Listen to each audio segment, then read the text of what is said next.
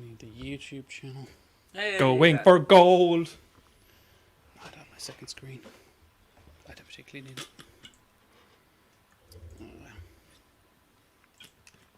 Decided to start drinking wine again. I haven't. It's appetizer. I've decided after nearly 2 decades to start drinking again. And I've decided to do it on a stream. Yeah. What a great idea.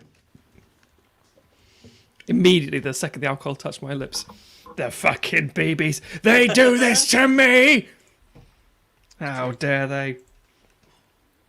What do we got here? Right. Publish now. Bang.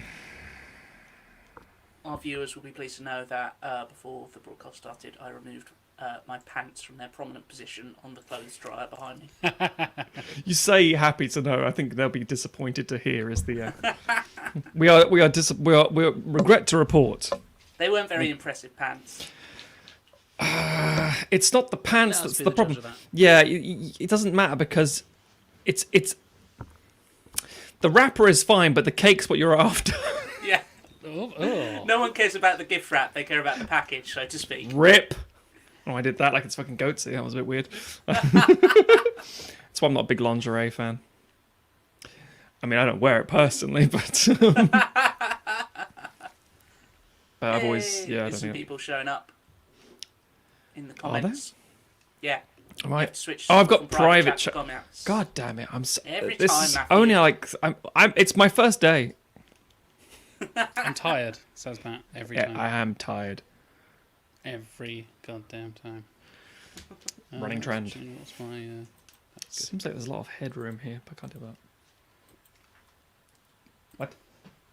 Hey, we've got a hi guys from Jonathan. Hello. Hey, Jonathan Jonathan. Clark. JFC. Canis Rufus. Known from the Discord. Hello. Welcome, Canis. It's a bit of a Nazi salute going on there, is it? Or is it a wave? No, that's a putting your hand up in school. It's like, hello, I'm here. I don't think I ever said hello. I'm here in school ever. It's always like, yeah, Hello, I'm here. Well, I'm fucking hell. there was that thing with the. And remind you, Jack, we are live on stream. Yeah. But like, which Republican it was, where it was. Oh, like, she yeah, waved and then yeah. turned. And Oh, her yeah. arm clearly went at that direction, and everyone was like, Yeah. "She's a Nazi." I was like, I mean, she probably is, but yeah. Yeah, both me to refer to the comments, both myself and Cthulhu. When we wake up, shit goes bad.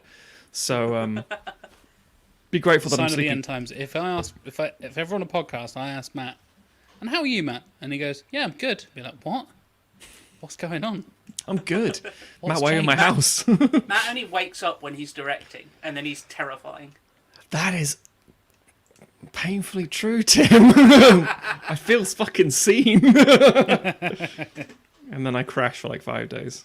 Yeah. Yep. Bonjour. Matt also can't eat while he's directing. Matt refuses to eat. Really? Well, He has to be reminded to like put fudge in his yeah. body. A snack in the background. fudge. Get that fudge in your boy. No, I do have to be told to stop to consume food while recording. We have our resident French speaker and German speaker and Swiss bunch of speaker, I other assume. stuff. Well, I'm sure Swiss is a language. I don't think so, mate. Looks like we're already starting off with a good. There's some Flemish. Swiss German is a separate thing from normal German, Sure. and Swiss French is different to normal French. But as far as I know, Remy, please correct me in the comments. As far as I and Englishmen are concerned, Swiss is not no a language for you. Just a flag. And some good chocolate. Yep. I've got some And gold. Korean Cuckoos. pear drink, sponsored by Korean Pear Drink. Apples. Bitch. And I've Oh got God, we're back on the apples. water. Yeah, I already should have got some water, but I did in the end because reasons. Actual Swissman. There you go. Considered a dialect. A Considered a dialect. You can see the salt coming off of that. Yeah. Anyway, so we got a plan today. Should we tell them how this almost went down? Yeah. Let's give them the rundown. The fact that I've been running around like a headless chicken all day, like trying to get shit done before now, because we've got a new bookcase that you may hear Emma building in the background. She is hammering away and putting in the back of a new bookcase that she went and picked it up from Argos earlier today. Click collect at the door kind of thing. So I've just been running around. I had to go and get a takeaway that was collection only, turned out, and I had to leg it and get that, and then leg it back again. And it's been manic. So I nearly wasn't here. But Tim, the real story is you. I nearly wasn't here. My internet went down.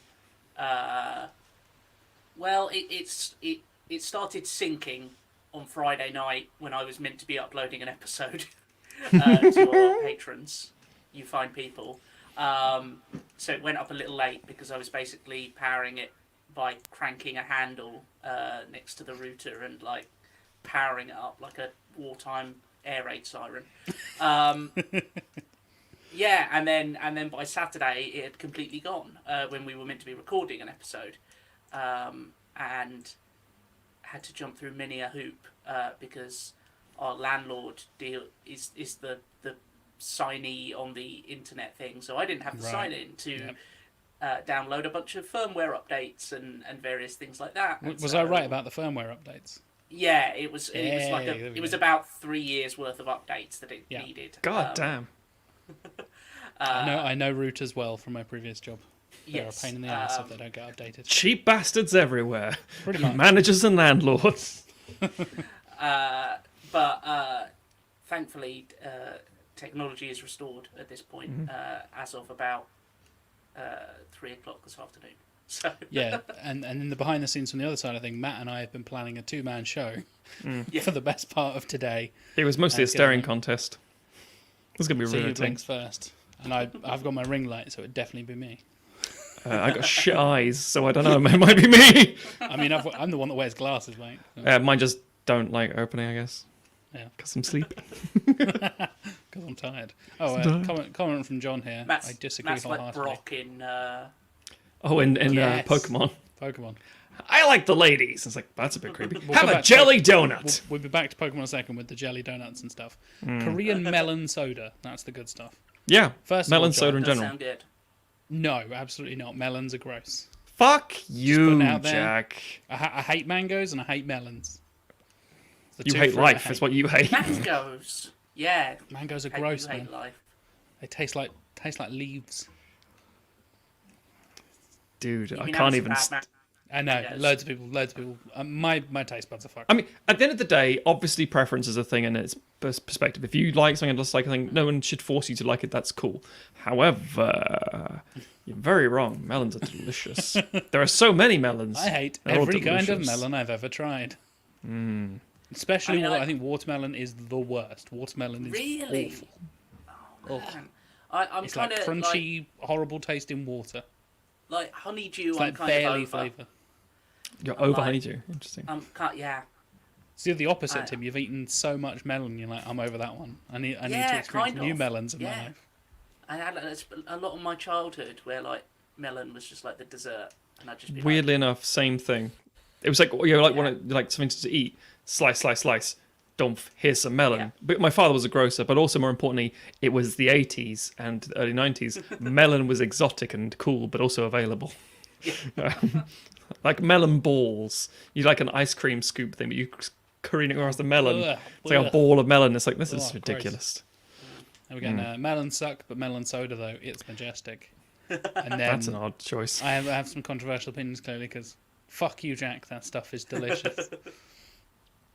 Thanks, Ruby. You always got my back. Although Yeah. honeydew is the worst of the melons. there we go, some agreement. Remy That's and the Tim are on the worst of the same, melons. the same path here. But anyway, Pokemon. Quick story. I don't know if you guys noticed on the Discord on the day of recording that Post Malone did a concert Oh, yes. in Pokemon last night. I 25th remember anniversary. hearing about that. I have not watched it. When you say in Pokemon, what are we doing? Like Sword and Shield or? So he's animated in He the style fucked a of Snorlax. the new ones. And little tattoo-faced Post Malone he's floating on a platform through like different biomes and stuff. So he's like, oh, it's a snowy bit. Here's all the ice Pokemon, and then he floats up, and he's still run away and doing his thing, and then floats on, and then it goes to like a lava bit, and then there's like, oh look, there's a Magmar and all this kind of stuff, and oh, he's in the sea. There's a Gyarados, and the Gyarados goes like, oh, Did he also share an announcement from Emperor Palpatine while he was there? If only. I don't think I've ever heard a Post Malone song in my life. I don't know what he sounds like. I know you guys were talking about him on Discord. Yes, you have, because you've watched Into the Spider-Verse. Again. Okay. Oh, is that a Post Malone song? Yeah. It's Swaley and Post Malone. Yeah, the one that Miles sings. I should clarify. I most definitely have probably heard these things. I couldn't identify it and say, oh, it's that, because no one said, that's a Post Malone song. Yeah. So cool. I remember, not to call you out on the spot here again, Matt, but I remember you said that about Mr. Brightside by the I was Killers. still right about that. And you're like, I've never heard that song. I'm like, you fucking have, because you exist. It was because I've seen The Holiday, apparently. That was the reason. Correct. I still couldn't identify it. It doesn't matter. You've heard it. The question was, can you identify this song? It's, have you heard this song? And you're like, categorically, I have never heard Mr. Brightside by the Killers. And I was like, that is bollocks. That's a false. Unless you're 100 years old or just born just now, you've probably heard. Existing in England, just people walking down the street, drunk blokes down the street is doing the they'll sing the chorus, and you just can't avoid it. Again, I feel I live a very different life to you guys. Just existing in Norwich. Again, I barely exist in Norwich. I'm very tired. A lot more. And yeah, the long and short of it this argument ended with, but Cameron Diaz sings it in The Holiday, and that was like, definitively, then I have. Therefore, I can say. But I don't remember that bit. I was like, well, that's bollocks, because you remember every film you've ever seen for the last 30 years. I actually watched the clip on YouTube and thought, when the fuck does this take place in the movie? I have like an actual blinkered view of certain things. Like it's like my body just puts me in autopilot. Like, don't worry, Matt, we've got you. And then it just shuts me down for a little while.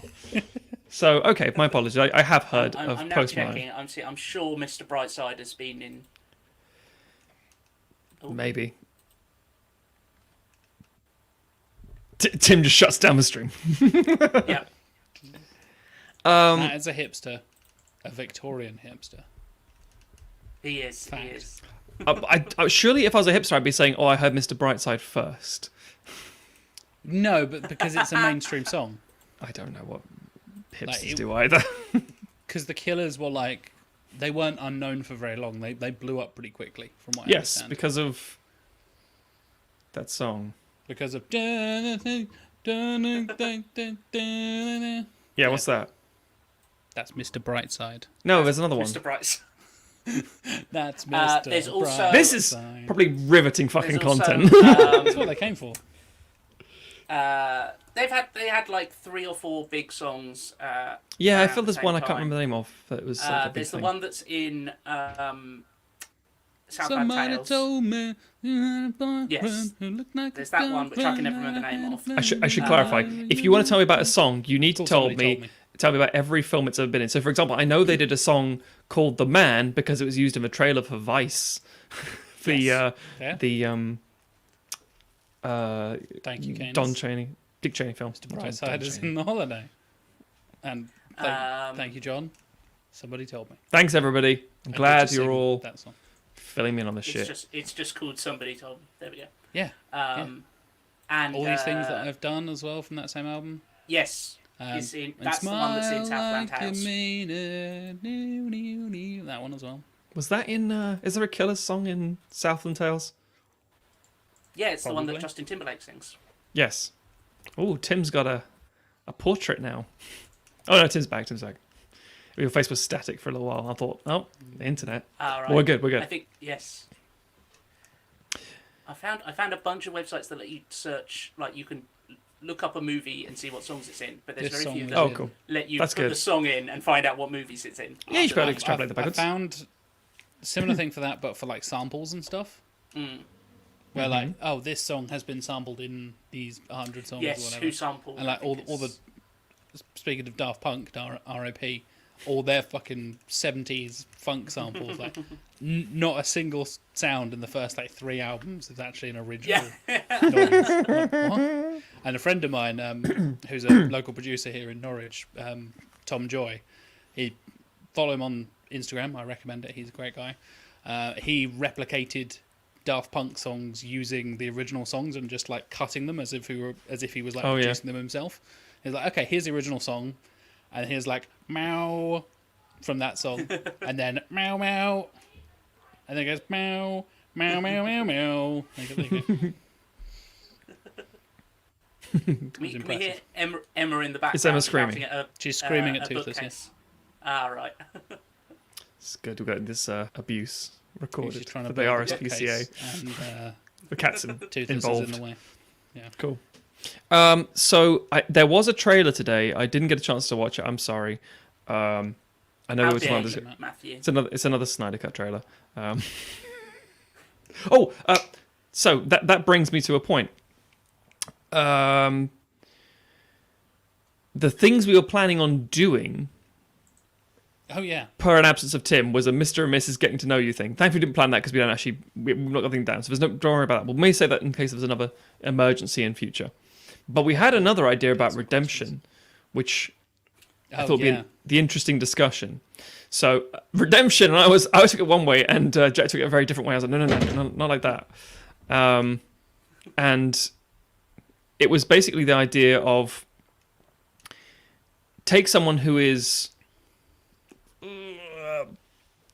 someone we would not approve of. Someone, divisive, a divisive, controversial individual. Somebody who'd say, so for example, like Steven Spielberg, and like, why him? It's like, he's a bad example. I'm like, okay, fine. It's like, can you name a positive that Steven Spielberg has done? Something he's done that's done well. You know, that you think is actually, okay, that's fine. I'll give you that. If you had to get like gun to your head, one thing that he's done okay. It's like, yes, Steven Spielberg has done a ton of good stuff. That's easy. It's like, right, okay, now do Zack Snyder. And you're like, oh.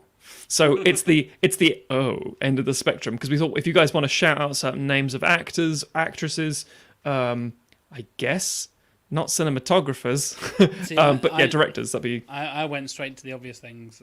Oh yeah. So you mean let's find out what we like about Kevin Spacey? And Matt was like, no, that is not what I mean.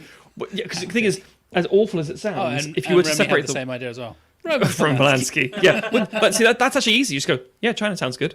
I mean, he's a monster of a human being, but Chinatown's good. That's a sort of different kind of assessment. So it's like if Kevin Spacey is like, yeah, I like this performance, I like this film, but that's never naturally in question. It's always like what his extracurricular activities. We've got a tough one here from John straight away. Okay. Uwe Boll. Nope.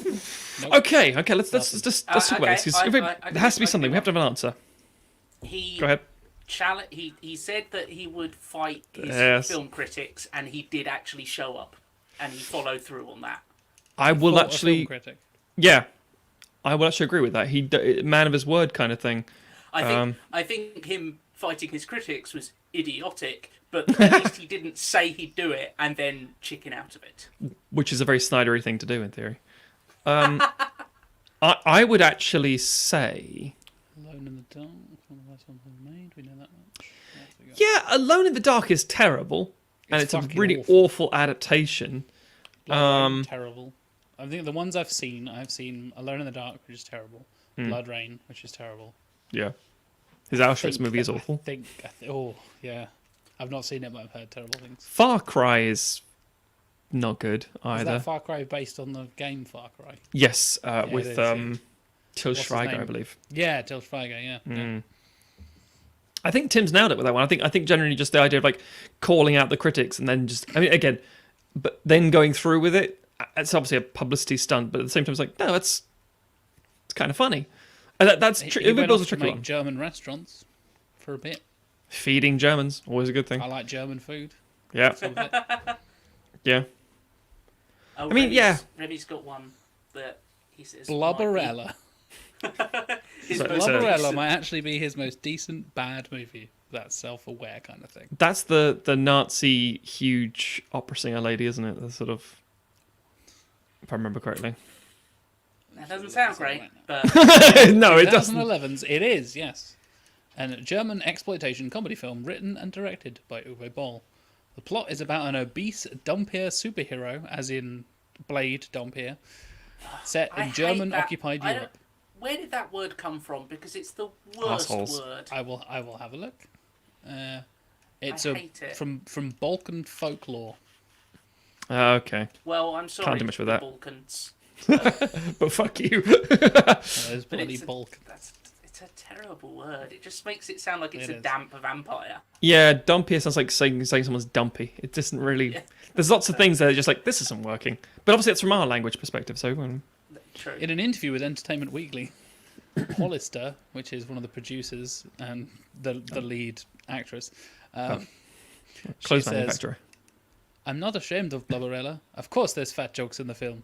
If they had put another salami sandwich in my hand, I was going to start killing the crew, but I wanted to know we weren't setting out to hate fat people.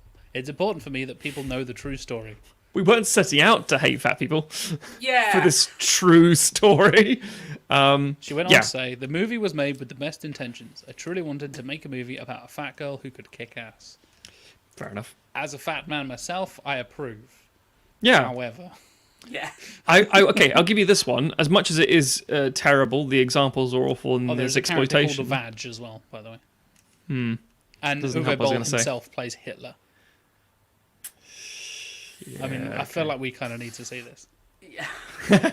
It's something Pretty sure I Matt have hasn't seen it in the past. I feel- No, Oh, I've fuck seen it. off. Why, Seen it. Matthew? Because I feel Uwe Boll's... perfectly happy not having seen it. Actually, I went through it until about Assault on Wall Street. I was watching a lot of Uwe Boll's stuff just because it was like, oh, it's maybe terrible. The thing is, it gets quite generic at that point. It's like, oh, it's fine. Do you just go numb? And they're bad. after a while? Yeah, you do, because it's not as shocking as everyone says it is. I mean, the earlier stuff is like, oh, this is terrible. It's really awful. But then you realise, well, this is going to be sounding very generous. It's competently directed in the sense that it's released. They finished the movies. He whips through them at an incredibly fast pace. They're not good, but they're done.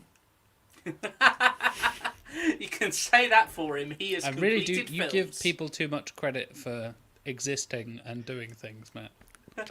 I have to. No, you It's don't. always a thing from a critical analytical point of view. The fact that you created something from nothing is, although Remy has a theory.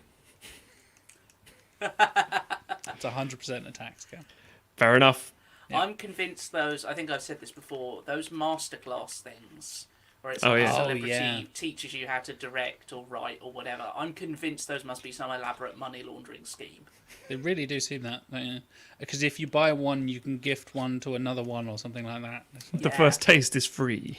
I Admittedly, I saw you the get a lot of trailer. money from the German state just for making movies. So Oh. Yeah, there's a lot of countries where it's like that, where it's like, oh, if you're Canadian and you're doing this XYZ, you can Yeah, get a there's- bunch of money from there's it. a strict like preservation of Canadian media fund or something, isn't there? Where it's Yeah. like, if you're a Canadian band, they'll just be like, "Yep, cool. If you're on the radio, here's all the money." Like, okay. Yeah, which is, I It's weird. believe, how Vice magazine got started, where it was like two Canadians looking for money to spend on heroin. The best origin And they were story. like, we can scam some out of the Yeah. yeah. Commenters, Podcast bring us another from one. John, maybe. Bring I don't know. us. Better than Bolos Snyder. No. Snyder's okay. Snyder's awful. Dawn of the Dead is still a good remake, and 300 is a And competently we're getting made a weird sequel, film. Matt. Can you believe it? Are you excited? Are you hyped? I'm not gonna touch that. See, take that But- back right now. No, it's Dawn of the Dead's still good. Dawn of the Dead is. If I showed someone Dawn of the Dead, they go, I that agree. was fun. I think it's decent. That's my perfect example of Snyder. It's like saying like, yeah, there you go. That's an example of something he's done that's good. I think there's something that Kermode did a while ago, which was like, Mayo was saying that you could name an actor. It must be one role. You're like, okay, he's good in this. Director's Well, obviously a bit that's part of different your because theory of everyone has a perfect role, right? Every actor. in the same way that every comic character has a good writer, they just haven't met each other yet. As in a writer writing the part for them. Yeah. So it's like, oh, Booster Gold is shit. He's always been shit. It's like, well, no, if you paired him with this writer, oh my god, it's amazing. It's now the best thing ever, kind of thing. Well, this is a dumb. Artist as well. Oh yes, my apologies. Art is a very integral thing. Ed Wood, the director. Hang on. So I'm gonna say Ed Wood, the Stop director. reading the comments before I put them up, Matt. Oh, I apologize. Edward's a tricky one because again, most people haven't seen any of his stuff except for Plan 9. So go with I have seen zero Edward. yeah, go with actors, right people. now. Go with actors. That might be easier for people who aren't me giving opinions. We'll wait for a moment. I know that. What's the film about Edward? The Johnny Edward. Depp one? Is it literally called Edward? Yeah. Yep. Yeah. Good work, Tim Burton. I've seen that. That's a good film. Well, actually, no, that's not. It is a good film, but it's also. Sorry, my apologies, everyone. But it's also a film about Hollywood, which means that everyone says it's a good film because they're in movies. It's the wanking. Hollywood loves wanking itself off thing. I'm not saying a Here's a good spoiler one. anymore. Yeah, Good one from Stuart. Rebel Wilson. that's a good question. Cats. Next question. Uwe Boll, Cats. He doesn't direct Yeah, Cats. what do you think? Might as Okay, well have. Rebel Wilson. There you go. Uwe Boll didn't direct Cats. I don't mind the Pitch Perfect movies. She's say alright that. in those. Yeah, especially the first one. I think Yeah. she becomes less tolerable the more they go on. I think she's Yeah. quite Right. good in Bridesmaids, where she's just She's the the roommate, isn't she? weird roommate who reads Yeah. her diary. Yes. Because Oh, she's she's a not. Ghost Rider. She's just this. That's all she does. Yeah, she's not playing super big in that. She's like tamping down her natural. It's when instincts. she's not trying to pull friends. I think we haven't had her greatest role yet, where she does her like serious role and gets an award. But Jojo Rabbit, she's fine in that. Oh, She okay. doesn't. I've She not doesn't seen pull Jojo too much. Rabbit, She doesn't so, pull too much focus. She's a decent support. Let's Fair burn enough. some books, kids. That kind of shit. Yeah. But yeah, again, I think you're right. I think the answer is Pitch Perfect. She's Yeah. decent. Next in that one.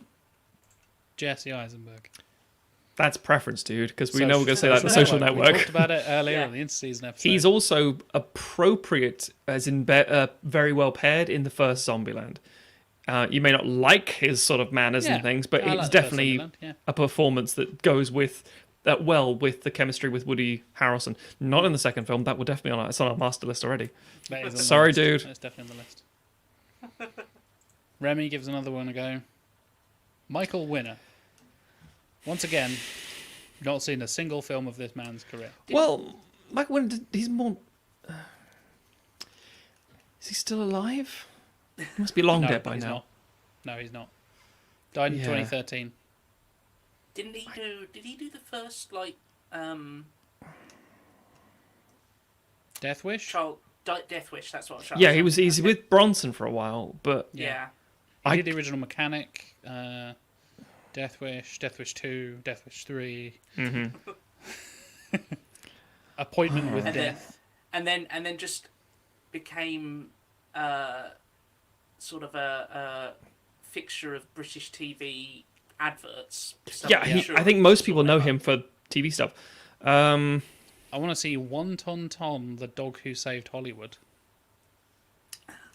I need that in my life. I will say 1936. this for Michael Winner. He directed a version of The Big Sleep with Robert Mitchum, which is all right. Really? I think it was all right, if I remember correctly. I could be wrong. I think it was pretty fine. But the point is that it was still like, Backtracking that'll very do. quickly there, Matthew. No, I was just trying to remember. Because the problem is, The Big Sleep has been I think done it was fine. too many times. I keep thinking Yeah, how many versions I've that's true. seen of it. There's the Bogart version. There's there's a lot of versions of The Big Sleep, but I don't think The Big Sleep is that great a story, if I'm honest. But he directed a decent version because Mitchum is a good actor in my opinion. Who's next on the list? Chuck fucking Norris. He fights Bruce Lee and Yeah. Yeah. is it Big Boss? No. Game And Way of the Dragon? Death, I want to say. No. It's Way of the Dragon, I think. Way of the Dragon, yeah. I think it's Way of the Dragon. Into the Dragon? One of the ones. One of the It's not dragons. Into the Dragon. It's not No. definitely not Into the... It's Way Someone of the Google Dragon. that shit. Yeah. Way of the Dragon, yes. There we go. Yep, I want it now. He's decent in that. Bruce Yeah. Lee rips his chest hair off and goes and just like that's Yeah. so cool. Yeah. So Chuck Norris is good in a way He's in not though, is he? in Dodgeball. Well, Yeah. As just mentioned in our cameos. in our Correct. cameos episode, yeah. Yeah. Spoiler alert for if you haven't listened to that one already. You're a patrons, you should be caught up. Even though I specifically know plenty of them are not. Most people are. To be fair, it's a lot of content. We give a lot. We churn out a lot of bunkum. Yeah, we put a lot of shaft in. Did you know Chuck Norris has his own martial art system that he developed? I don't doubt it. And only he practices it. It's called Chun Kuk Do. I'm not making this up. And the art includes a code of honor and rules to live by. These rules are from Norris's personal code, and it's like the 10 commandments of Chuck Norris, basically. I will develop myself to the maximum of my potential in all ways. I will forget the mistakes of the past and press on to greater achievements. I will continually work at developing love, happiness, and loyalty in my family. I will look for the good in all people and make them feel worthwhile. This doesn't sound like Texas. If I have nothing good to say about a person, I will say nothing.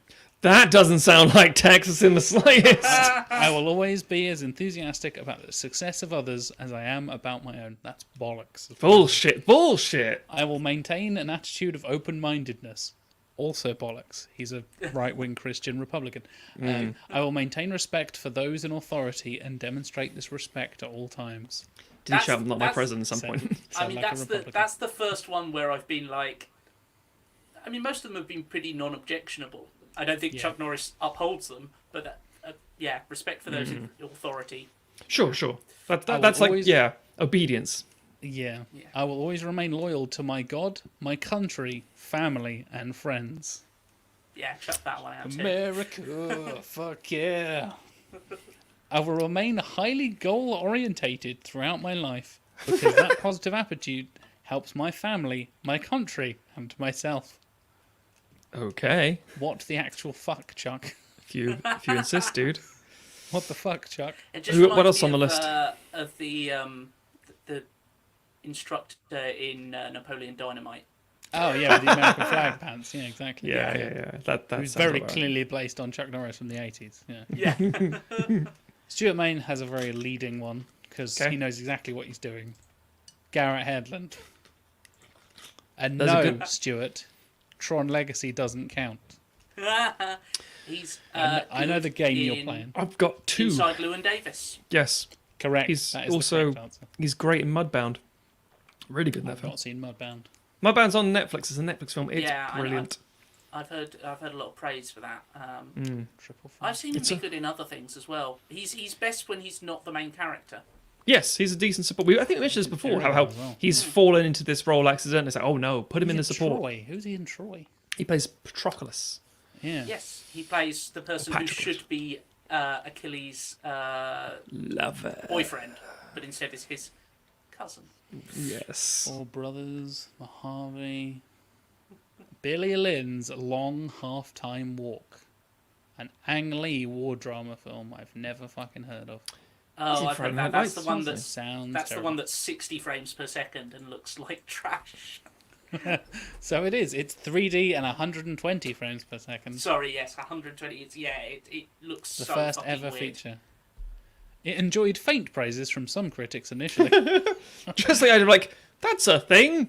but was subdued with the box office revenue grossing $30 million on a $40 million budget. Yeah, it tanked. Yeah, I would never have guessed. Stuart, of course. What? Play a game?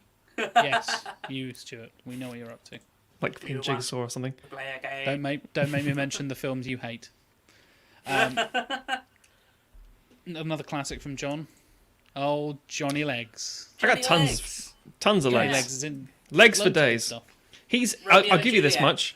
So He's good. great as who is he in Romeo and Juliet? No, Tybalt. he's not Paris. Tybalt. Tybalt, yeah.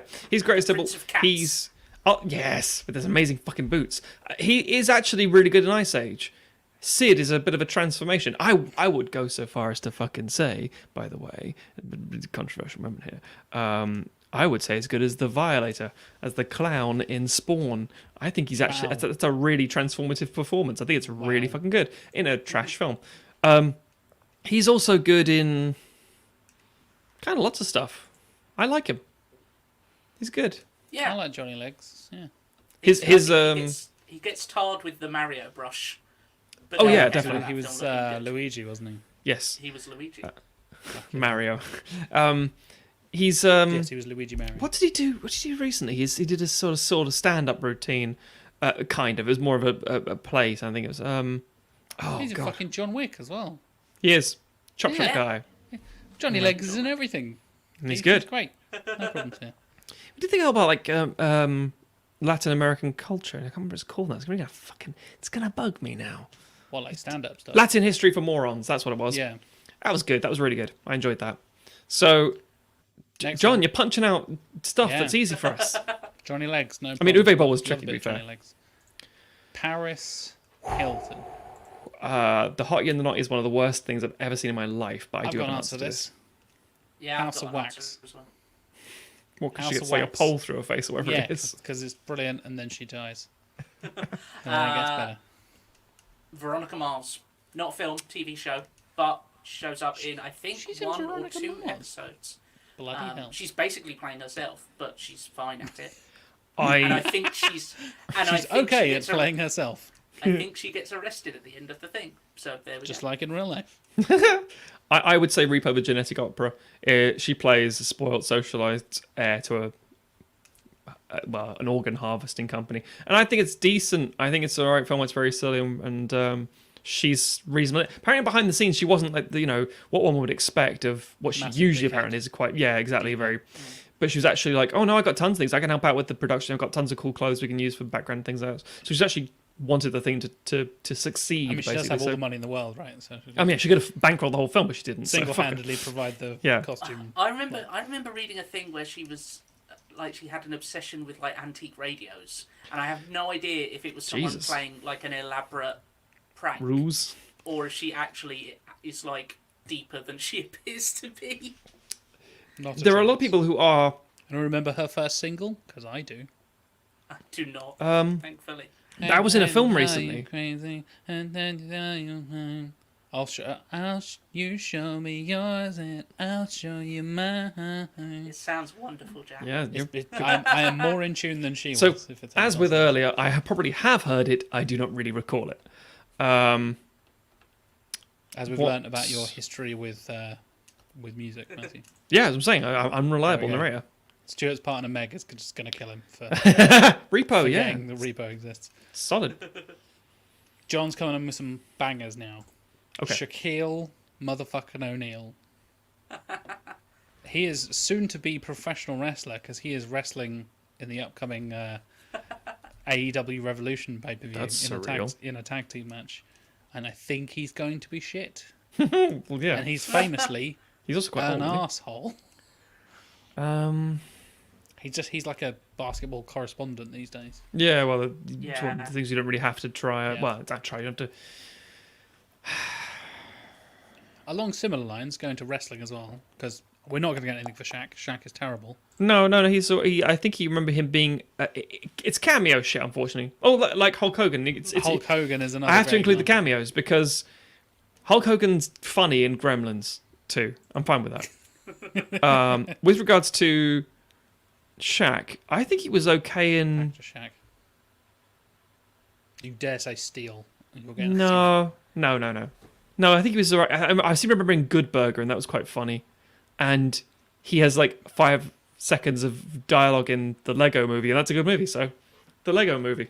He didn't ruin it. The obvious answer for Hulk Hogan is Rocky 3. Yes, Out there. He's that's Thunder fair. Lips in Rocky 3. fair enough. Classic. What else we got? Oh, fuck off, John. Rob Schneider. Oh, da-dub. Next. No. He's Demolition Man. yes, he's great in Demolition Man because he plays such a weasel. I'd actually say he's alright in Judge Dredd because he plays the same weasel. True. Yeah. He's just Yeah. got to play a shit. He's not. He should lean into the fact that he's deeply unlikable, Yeah, he's and also he's an anti-vaxxer. So fuck him. of course he is. Get off my screen, Rob Schneider. Fuck you.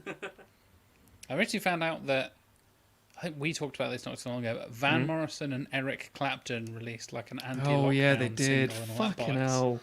And it's like, It's like your audience is the kind of people who are probably going to die from this. Stop trying to kill off your own Exactly, fucking yeah. income, you penises. Remember when you were like fighting against the man? Oh no, wait, you were never that. You just No, pretended Eric like Clapton's you were. always been a shit heel. Exactly. Yeah. Yep.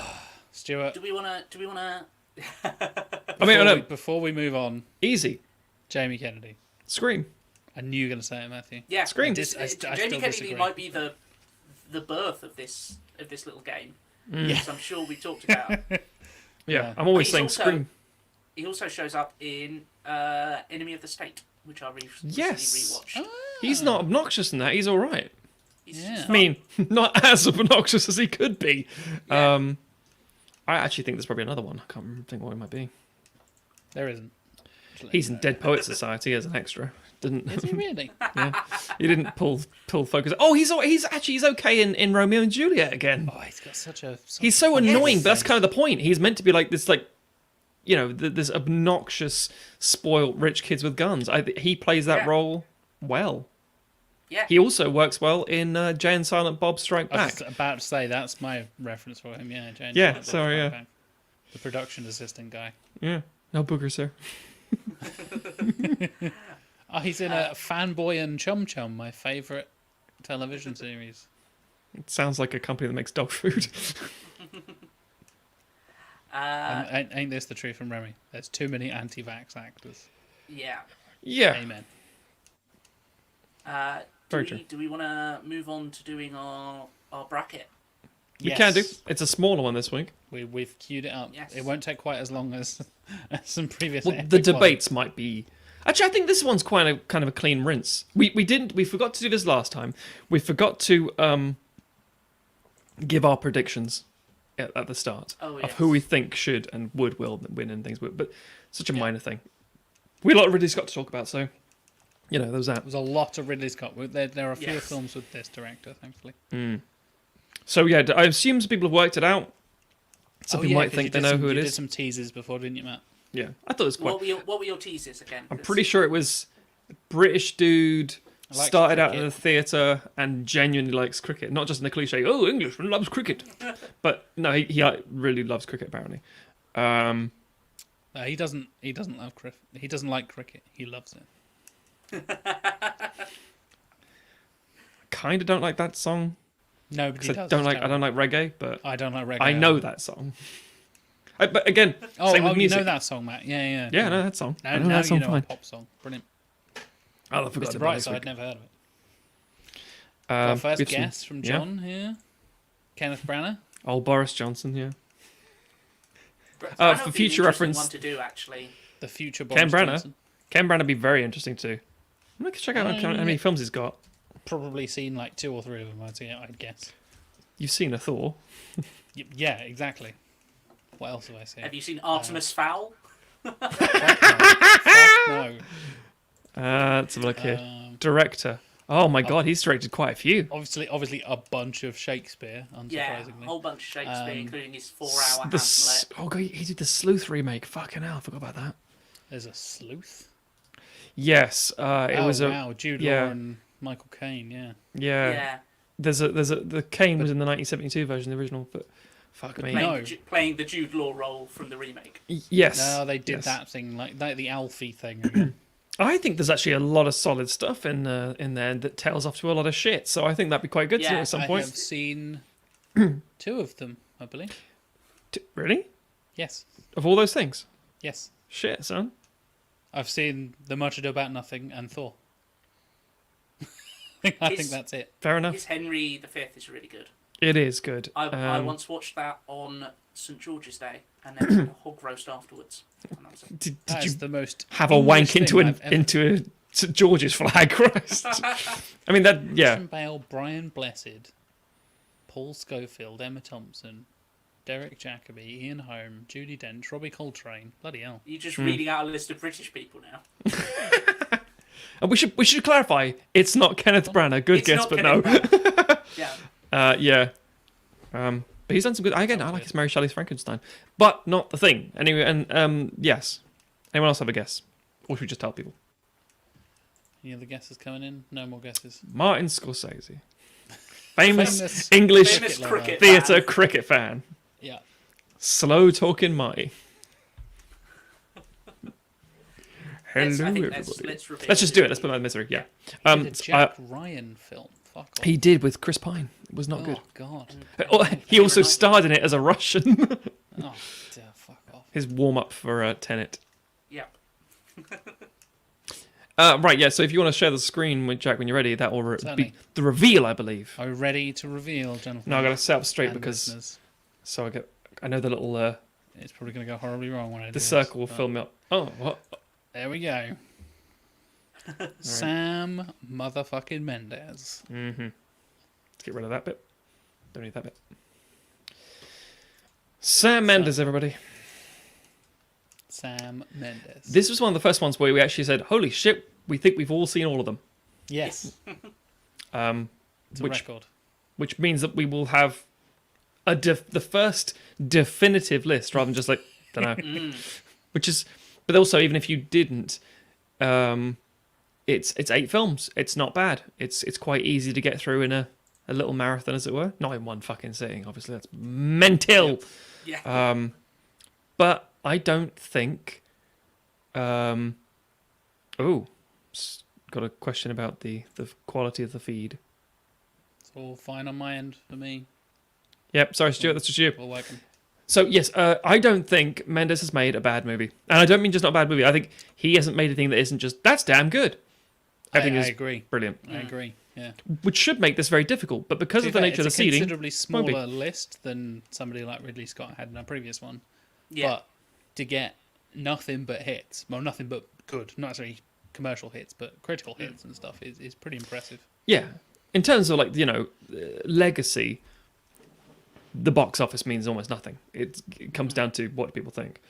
Having said that, as has just been highlighted, John makes a very good point. very good point, Spectre sucks. entirely. Spectre agreed. is not good.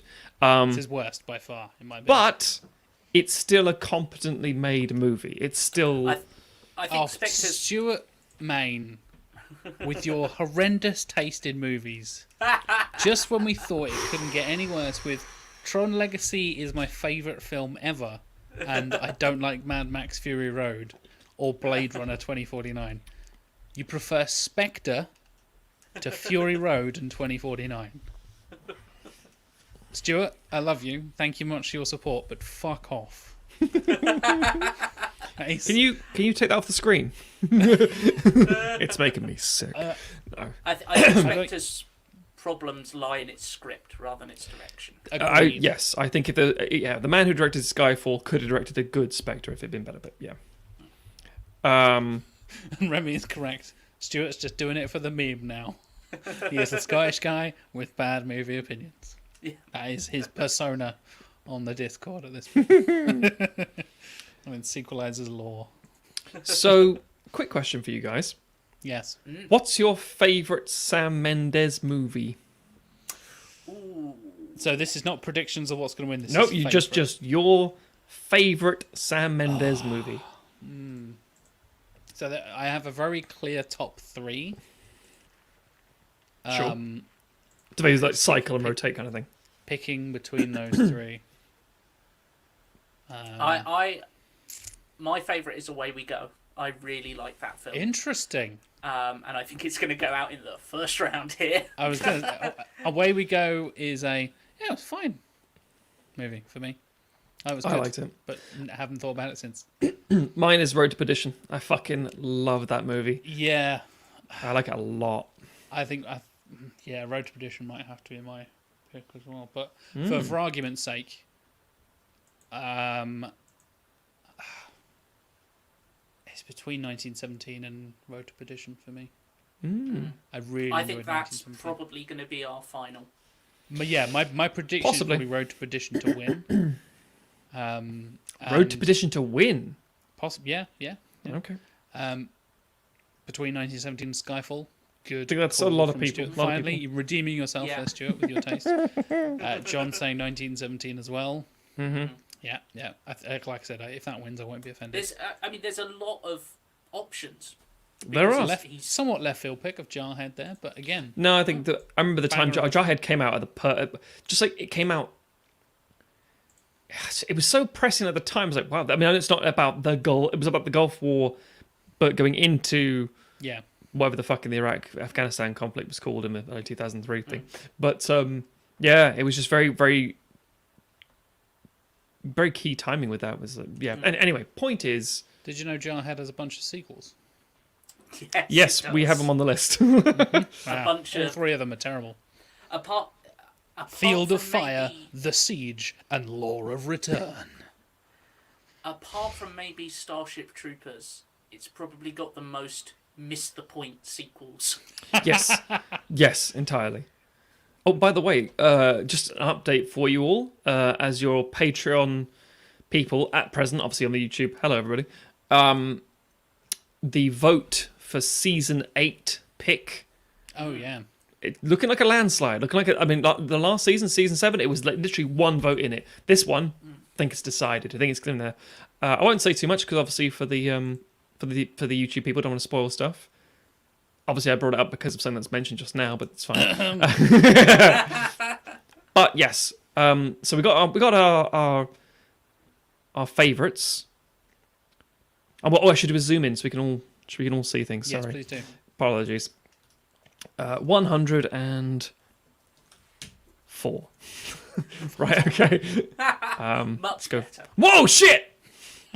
Did you do 1004? What did you do? No, it's just 400.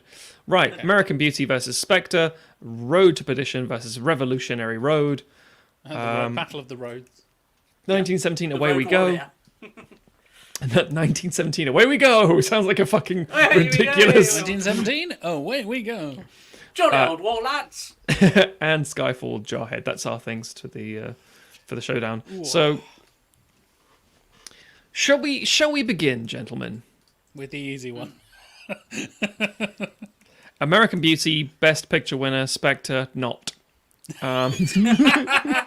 Next question. But American. This is the thing when you rate stuff. American Beauty is like, oh, it's a Kevin Spacey movie. It's like, yeah, Kevin Spacey is a monstrous piece of shit. Film's really It's good. It's a though. good film. It's a good It's a very film. good film. I well- hate how good Kevin Spacey is in that film. And in other films and things. And in a lot of films. Yeah. Not Let's that not fucking talk about cat that. movie It's a- with it's a Boris good film. Sonnenfeld. Right, so the vote for this time is going to go Jack, Tim, and then if it comes to a decider, I guess me. It won't. But let's discuss it for a little bit because we've got a little bit of time. So, American Beauty came out in 1999. Mm-hmm. It came out shortly after my 19th birthday, in the middle of September, a week after Mm-hmm. my birthday. My 9th birthday, not my 19th. I'm not 40. On a budget of $15 million, it made $356 million, Holy shit. which is crazy. just did pretty well for itself, I would say. Yeah. It is His first feature film. critically acclaimed first debut feature. It is. Let me have a look on Rotten Tomatoes here. He's one of the He few is. people who has won Best Picture for his directorial debut. Yeah. But It then is he's been in currently the sat theatre at for a while. 87% on the Tomatometer with an audience score of 93%. Yeah.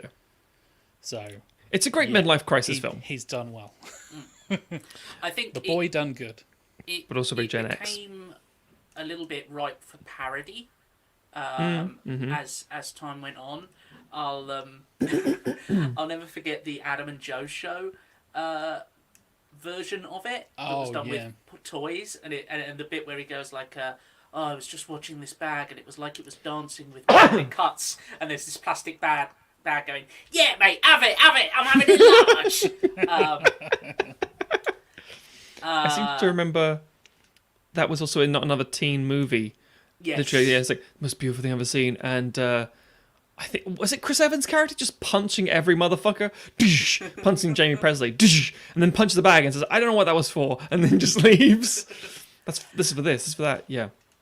Even the man who likes Spectre is voting for American Beauty. Just so, Yeah. Yeah. That's fair. for the record. American Beauty. I haven't seen it since. I watched some clips and stuff. For a lot of these, I haven't seen them since they came out in the cinema. But I kind of Same. reminded myself Yeah.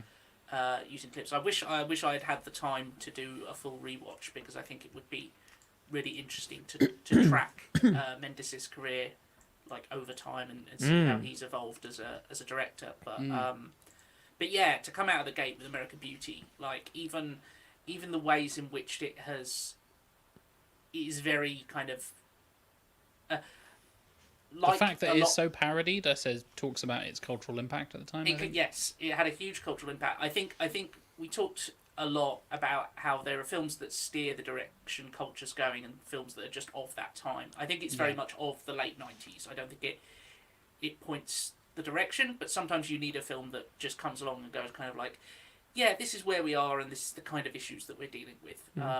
And yeah, I think it's from all my memories of it and from going back and watching bits of it, it does hold up, and I think it is a good film.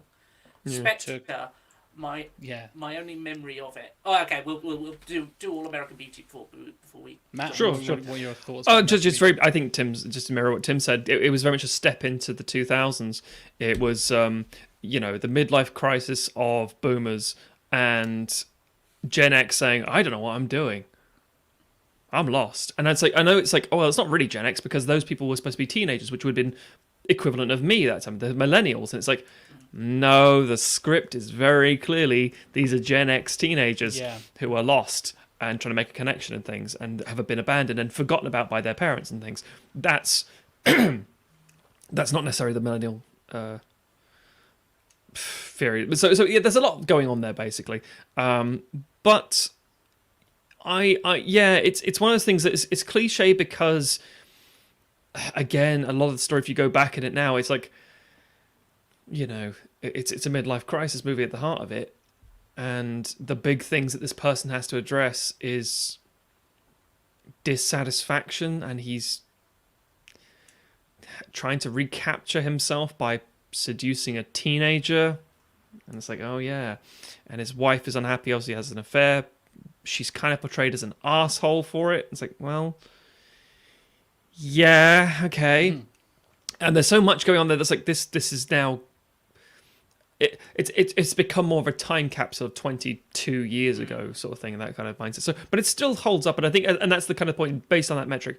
So I think it's still a fantastic movie, and very much for in terms of like the arrangement, the direction, things. It's extremely good from Mendes, transitioning from theatre. So yeah, I like it. On the other side of things, on the other side of this battle, is 2015's Spectre, which has a 63% on the Tomatometer with a 61% audience score, with a budget slightly higher than American Beauty of about $300 million. So only, 20 times... It's profit. It cost what American Beauty grossed, basically. Chuck all that in the toilet! But Spectre did gross nearly $900 million, so... 880 Fish out of the toilet. So Spectre for me, just to pick up from American Beauty, we get into more detail about this, or we will get into more detail about this when we do our Bond Part 2. But just to skirt over it for briefly, it was a huge departure from the success of Skyfall, in my opinion. It still made the money, so it doesn't necessarily matter in that regard for a lot of people. The biggest problem that I think we all share is that it invalidates everything that came before it, because it's like, no, it's actually this thing. It's actually Blofeld. Blofeld all along. Yeah, and they didn't use the Radiohead song, which was a better fucking song. Oh, God. Than the Sam Smith. Sam Smith's Riding on the Wall. It's terrible. Fine. It's No, all right, because it's the score. It's the score, basically. That's fine. I'm okay with that bit. It's just that Radiohead Spectre was just really. It could have been like such one of the. It could have been such a. I still like that song. I still listen to it. I don't like Radiohead, but that's a cool idea for like a Bond song to get Radiohead to do it. But ultimately, Spectre is forgettable. There's some. Everyone agrees the cold open is just it's really cool, very fun. The Day of the Dead with the helicopter and stuff. That's cool. Yeah. Outlandish, very cool. But everything else is like. There's a ski resort, I think, or something in a mountain, and then he goes and meets Leah Sudol in like one of those clinics where you go to get euthanized or whatever, and it's like It's all a bit weird. Yeah. She's the daughter. Spoiler alert: she's the daughter of Mr. White from Quantum, sort of. Cool. But that is on his side, and then it turns out to be on James's side, or some bollocks. And Oh yeah, Dave Monica Bautista's Bellucci's in there. the film. Monica Bellucci's She's the in other there as Bond well. girl. What a She's waste like of Monica widow. Bellucci. Yeah. She's famously the oldest Bond girl because she's like 100 years old, but looks exactly the same as she did 30 years ago. Yeah. Italians. Actually, a vampire from Bram Stoker's. From Bram Stoker's. Yeah. How do we cast this? Get an actual vampire? Yeah, problem solved. Monica Bellucci So is 56, ladies and gentlemen. My memory, and I think I say this in the Bond episode as well. Our Bond, Spoiler alert. yes, follow up. But my experience of going to see Spectre was coloured greatly by the fact that I went to see it with my parents when I was incredibly hungover and had to leave the auditorium twice to throw up. And I have not watched it since. So... You are spoiling the podcast here at this point, Tim. That is, Yes. that's the highlight of that episode. It's a vomiting story. Yeah. Also, it hasn't made me want to go back. No. I'm sure if it was on TV, I'd probably watch it. But Put it this way: would you watch it the eve or the week of going to see whenever it actually gets released? No Time to Die. No. probably as a not. refresher? No, No? I'd rather watch Skyfall again. I was about to say I'll watch Skyfall instead. Yeah. Okay. Yeah. So let's do the formality unless Jack wants to share his Spectre story.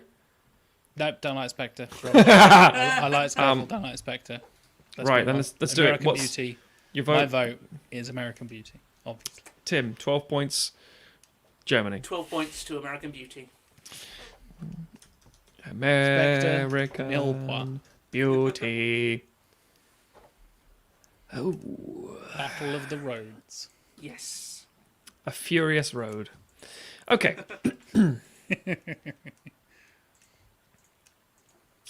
Okay.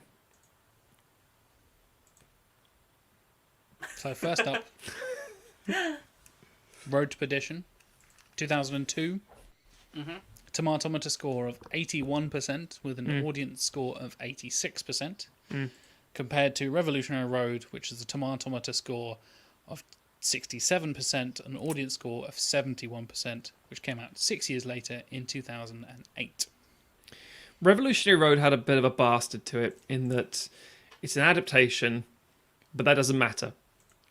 What mattered to the public was it was Leonardo DiCaprio being reunited with Kate Winslet, and they all wanted something very specific. They didn't want this look of like, you know, what happens when Jack and Rose actually get to America and then realize they don't like each other anymore. And they're like, well, we'll reignite our relationship. I'll be great. We'll go travel. And then it's like, well, hang on, reality's kind of kicked in a little bit. Oh, maybe we can't do this. Or maybe my dream is nonsense. Maybe we should just settle down. Oh, I'll have a kid instead. Oh, pregnancy's kind of ruining it. There's just like reality pisses on you. And it's a miserable fucking movie. It's great, but it's miserable. Yeah, this was the one that I hadn't seen, Revolutionary Road. And so I watched it in preparation for this. And Same. I was like, the opening scene where they first meet, and I was like, oh, it's going to be one of these, it's going to be a bit like Blue Valentine, where you see the whole relationship and you watch it go downhill. And then it immediately jumps to them just fucking hating each other. And I was like, oh, so we don't even get the fun, like, you know, There's no light side. times. No. Yeah.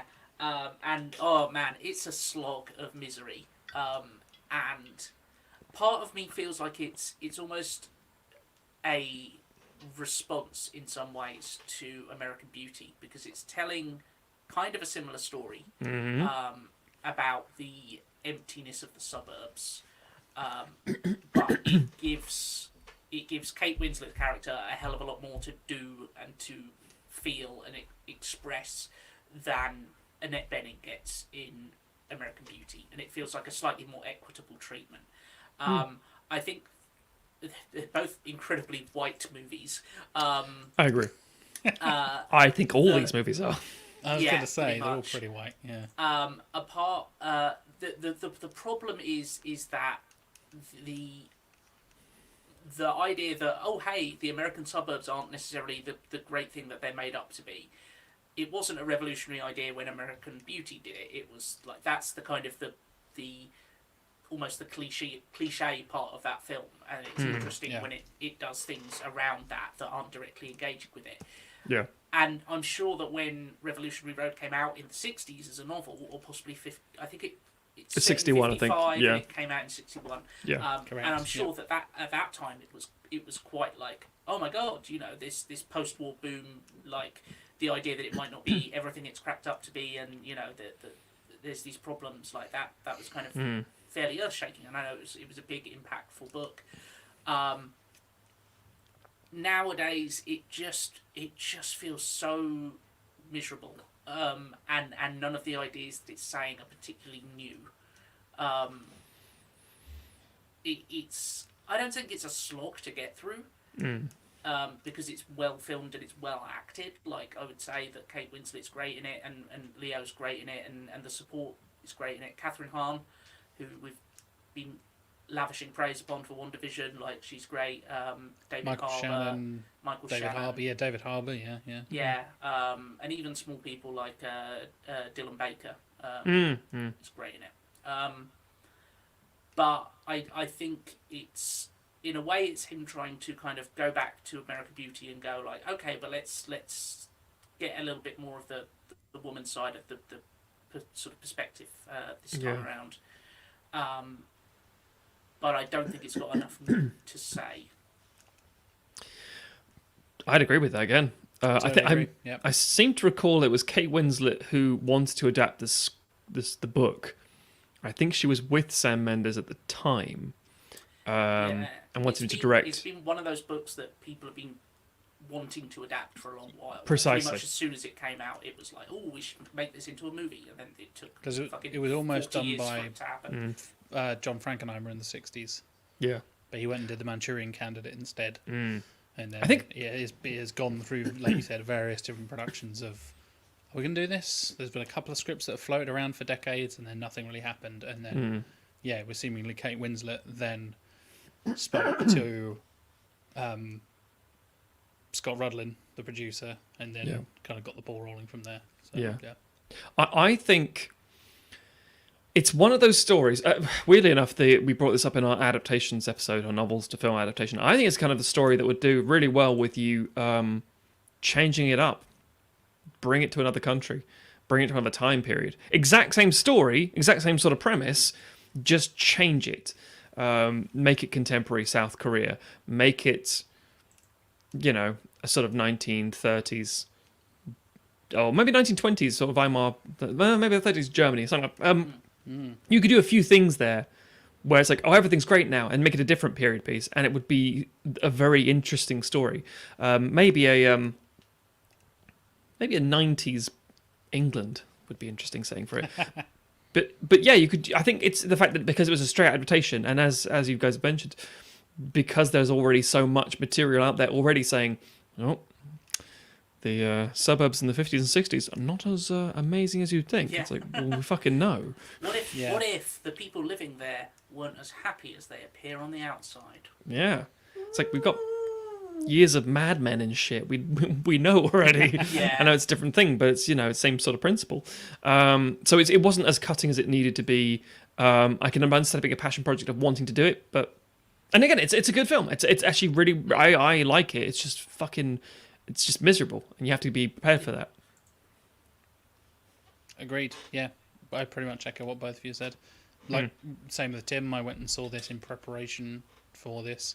I had not seen Revolutionary Road, and we'll come to Away We Go shortly as well. They were the two films I had not seen before researching for this upcoming showdown. And yeah, I think it's fine. There's no real problems with it, but it really didn't grab me in a way that so much of Mendes' other work does. Sure. I really like the way it's shot, and I then went and looked, and I was like, oh, it's Deakins. Of course it's Deakins. And apparently, I read an interview with, I can't remember who it was now, I think it was one of the producers talking about how Deakins worked, because so much of it is shot in the house with them, just kind of talking to each other and their family members and all this kind of stuff, and the neighbours and all that kind of shit. And how he, Deakins did the lighting in the house basically single-handedly.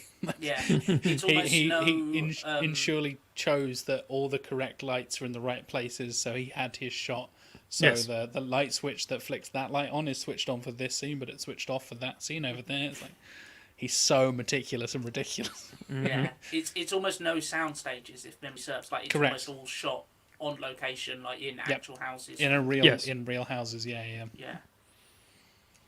Absolutely mad. But yeah. Whereas Road to Perdition, as I said, my favorite Mendes film. I think it's I'm gonna make a bold statement here. Fuck it. I think Road to Perdition is the most beautiful film on this list visually, and then fuck it, emotion is maybe as well. But it's Conrad Hall's last movie. He did American Beauty as well, but he also did Butch Cassidy and Sundance Kid and things. He's sort of been a sporadic kind of here and there kind of. That's the cinematographer. Cinematographer. By the way, Yeah, sorry, cinematographer. Thank you. Yes. But the look of the film is astonishing. Agreed. Some of the shots are just the long coats, the hats, the rain, the snow. It means it's early 30s, isn't it? It's only 31. yes. Something like It's that, all so- it's all prohibition gangs and stuff. Yeah. But Irish mobs during the Depression. All that during kind of depression stuff. The visuals are amazing. The production design is amazing.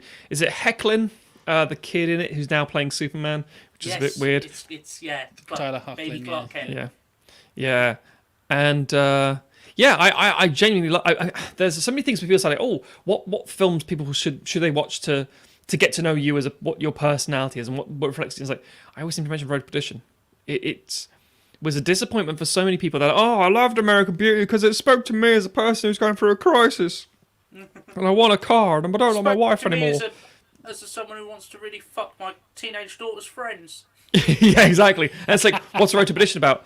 Tom Hanks going on a road trip with his boy because his other boy, his wife is dead. It's like, Yeah. you should love that. And again, it's a comic book adaptation. It's fucking.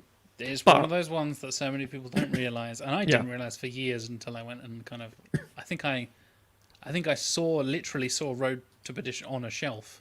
I was like, why would they do a graphic novel adaptation of Road to Perdition? What a weird. Oh, that makes sense. Like, yeah, that all kind of clicked into place. I agree, Matt. I think Road to Perdition is.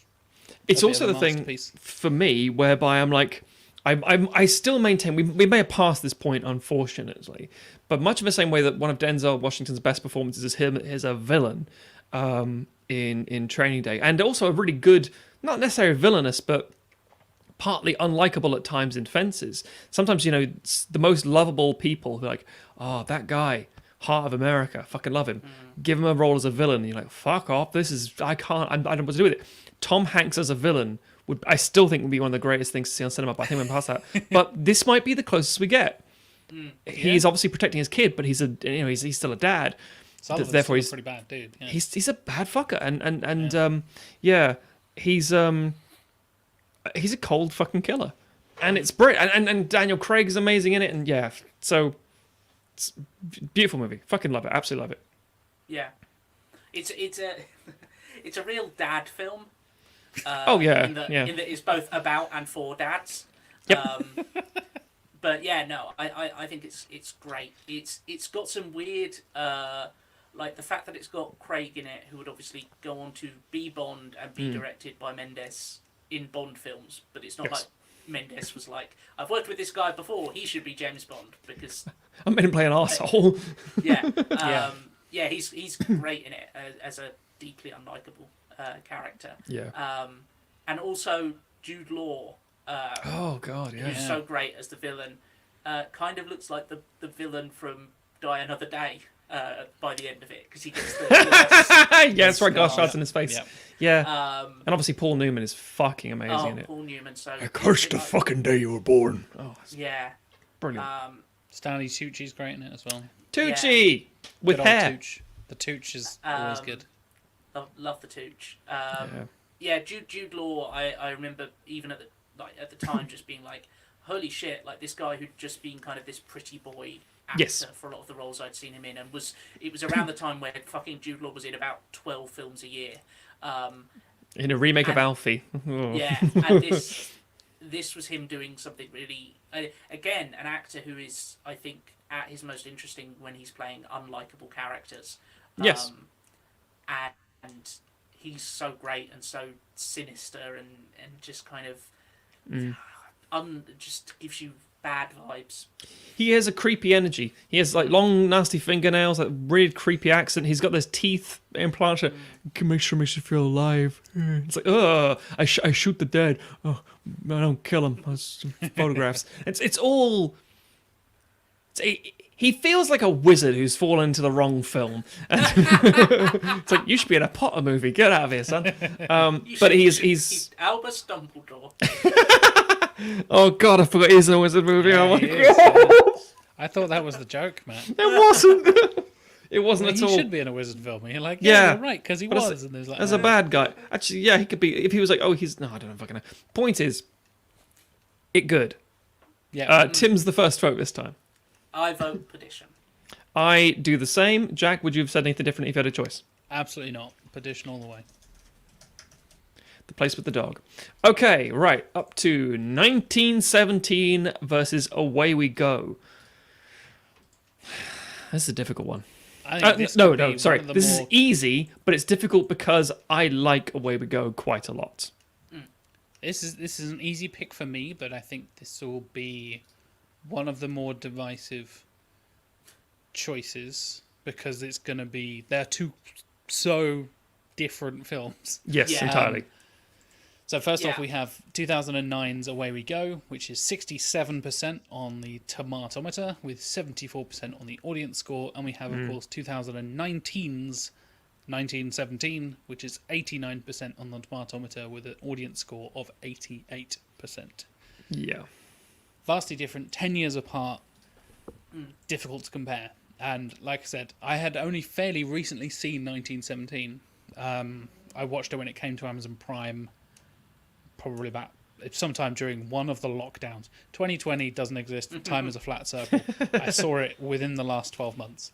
And I really, really enjoyed it. I prefer it to Dunkirk because I watched them Oh, in yeah. fairly Yeah. close succession, and I know people were singing Dunkirk's praises and all this kind of stuff. But I really enjoyed 1917. And yeah, I was not pleasantly surprised. It's Sam Mendes, but like I'm not much of a war film kind of guy. That's really not my vibe usually. But I found myself really getting kind of captivated by it, and I think the performances, just in general, are so strong and really kind of. It way had it's the shot and potential. performances really kind of carry it through. Some people may say, why did you bring up Dunkirk, considering it's a World War II, World War One film comparison? It's like, because it's a British war movie, contemporarily speaking, And they in came this out day and within, age. what, 18 months of Precisely. each other. Yeah. And both had the potential. And let's face it, both have been hijacked in this way, unfortunately, because of the nature of where our country is at the minute. Both had the potential to be jingoistic nonsense. They had the potential to be like, oh, for Blightian country. And both tended to actually be like, nah, things were horrible for people on the ground. Ignore the politics, ignore the situation, maybe ignore the war. Yep. What was it like for someone living in that moment? And Dunkirk and 1917 said, it was a living fucking hell because it was war, you idiot. And it's like, oh, yeah, good point. 1917, I think, did a nice job as well of having touches of diversity, which was nice. Yeah. Just nice little moments. 1917 was, again, a big surprise for me. I was expected to be a very well-made, competent movie that I ultimately would have thought have been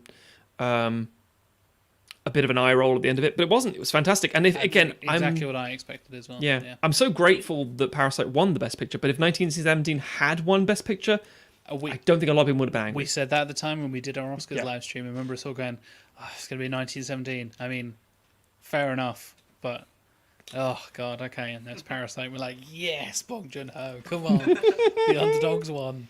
A lot of people are picking 1917, and I'm not surprised. yeah, Stuart's picked 1917. John has picked 1917.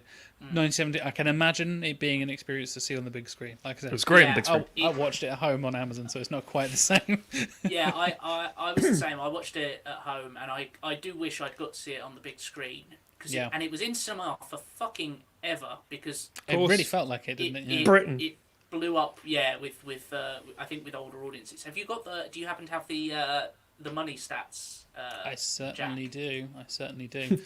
So Away We Go made no money, and I said it made tons Yeah, of money. Away We Go probably made lack of money. You're not Negative wrong. money. So we're on 1917 now. I'll go with that first. It was a Yes, budget please, of $95 million with a box office of $385 million. So pretty decent. Not I mean, Bond levels, comparable but comparable with Bond, though. So, Yes. yeah.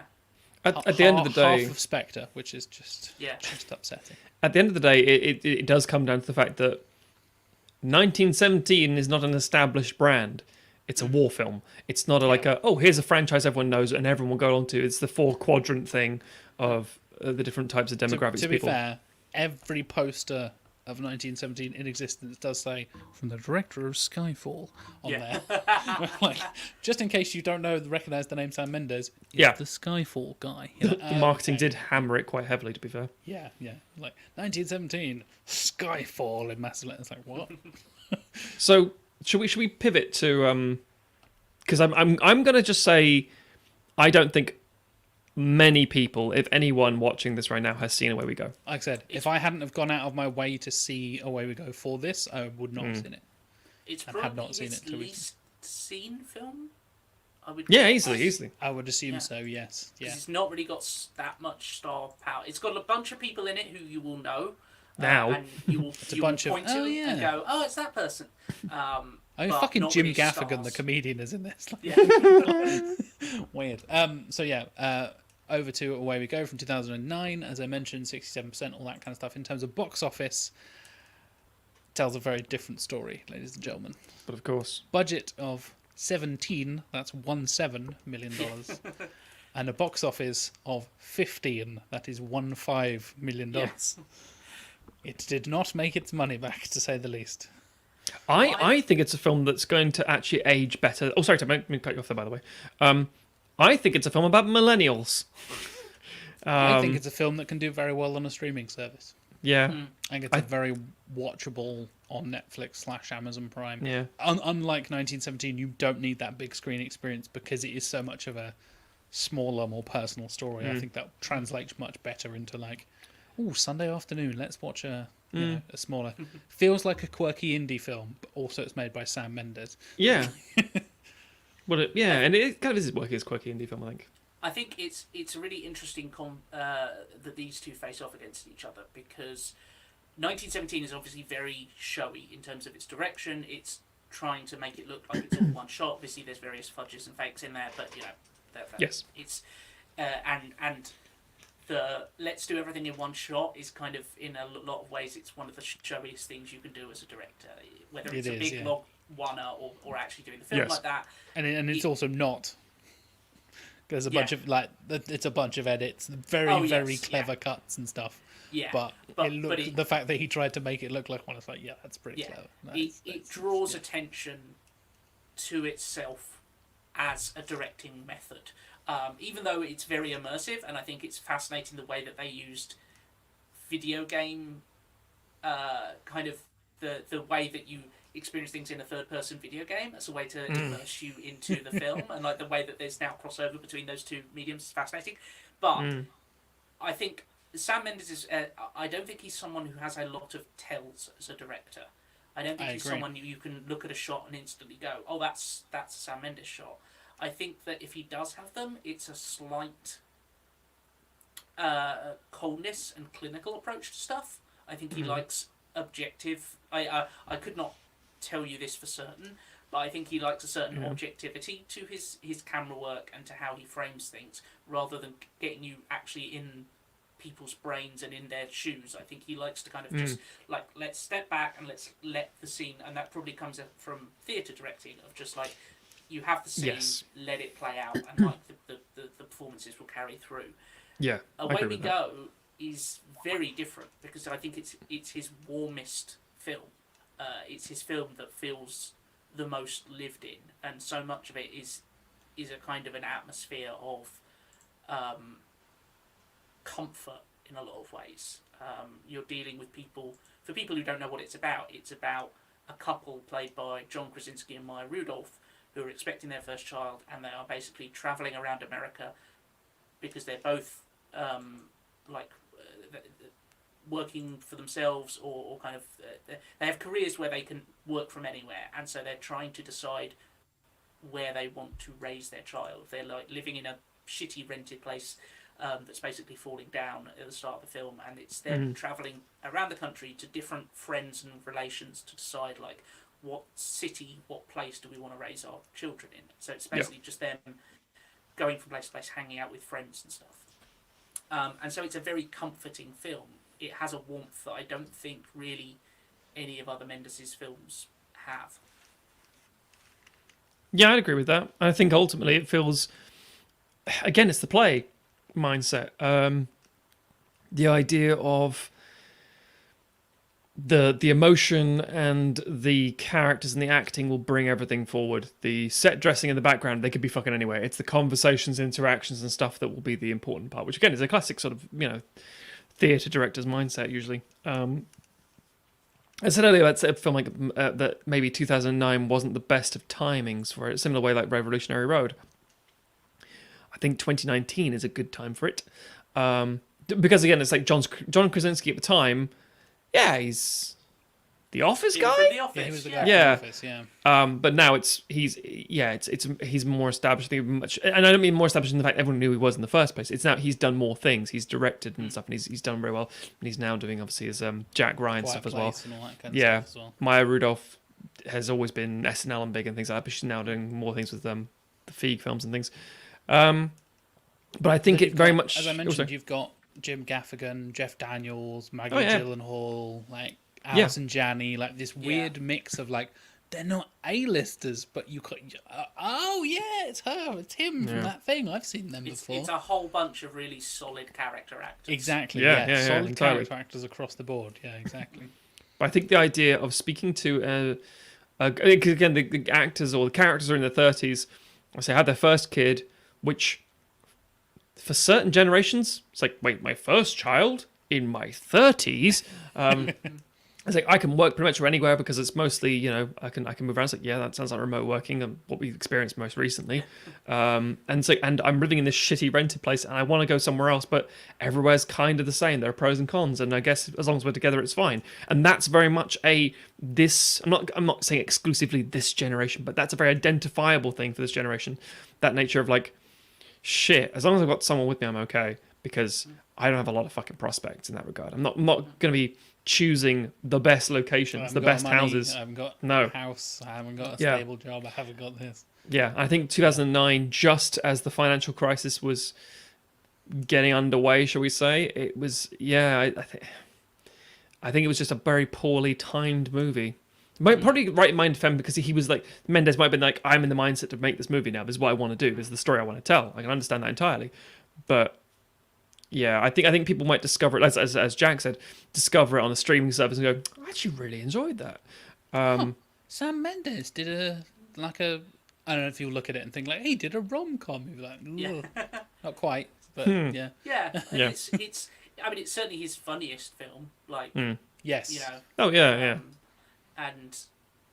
But also like the bit with Melanie Linsky, and Chris Messina is absolutely heartbreaking. Yeah. And when they go to Canada. Yeah. Yeah.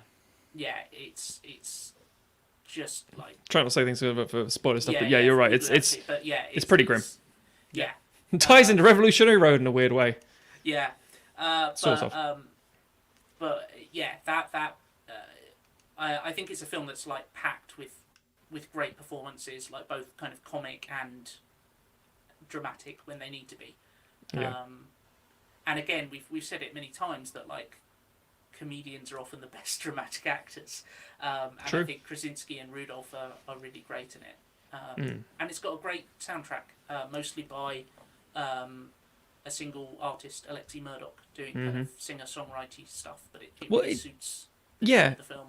The whole thing feels like a small family production kind of thing in every aspect. So then it's like one person does all these responsibilities. So yeah. But Again, voting Sam time. Mendes is a quirky little indie film, isn't it, basically? Yeah. Yeah. Which if he said this is debut movie, we'd go, oh, it makes sense. Yeah. But it's not. Swap that in American Beauty. It'd be like, oh yeah. Yeah. And only a year after Revolutionary Road, it's like, did you do these things at the same time? But as I say, let's vote. I think it's me voting first. It is. I mean, think you're the deciding vote, ironically, Matt. It's 1917 for me. Jack. Same. 1917 for me as well. Tim, would you have voted in the other thing? I will get my dissent on record. I don't not that I don't think 1917 isn't a fantastic film, but I think Away We Go is one of those films that Deserves. it deserves a wider audience. I really like it, Yeah. and it got me at exactly the right time. I'd imagine if I watch it, if I'm ever having a kid, it's gonna completely destroy me as well. Yeah, I can imagine that. And but I'm completely happy with 1917 carrying on.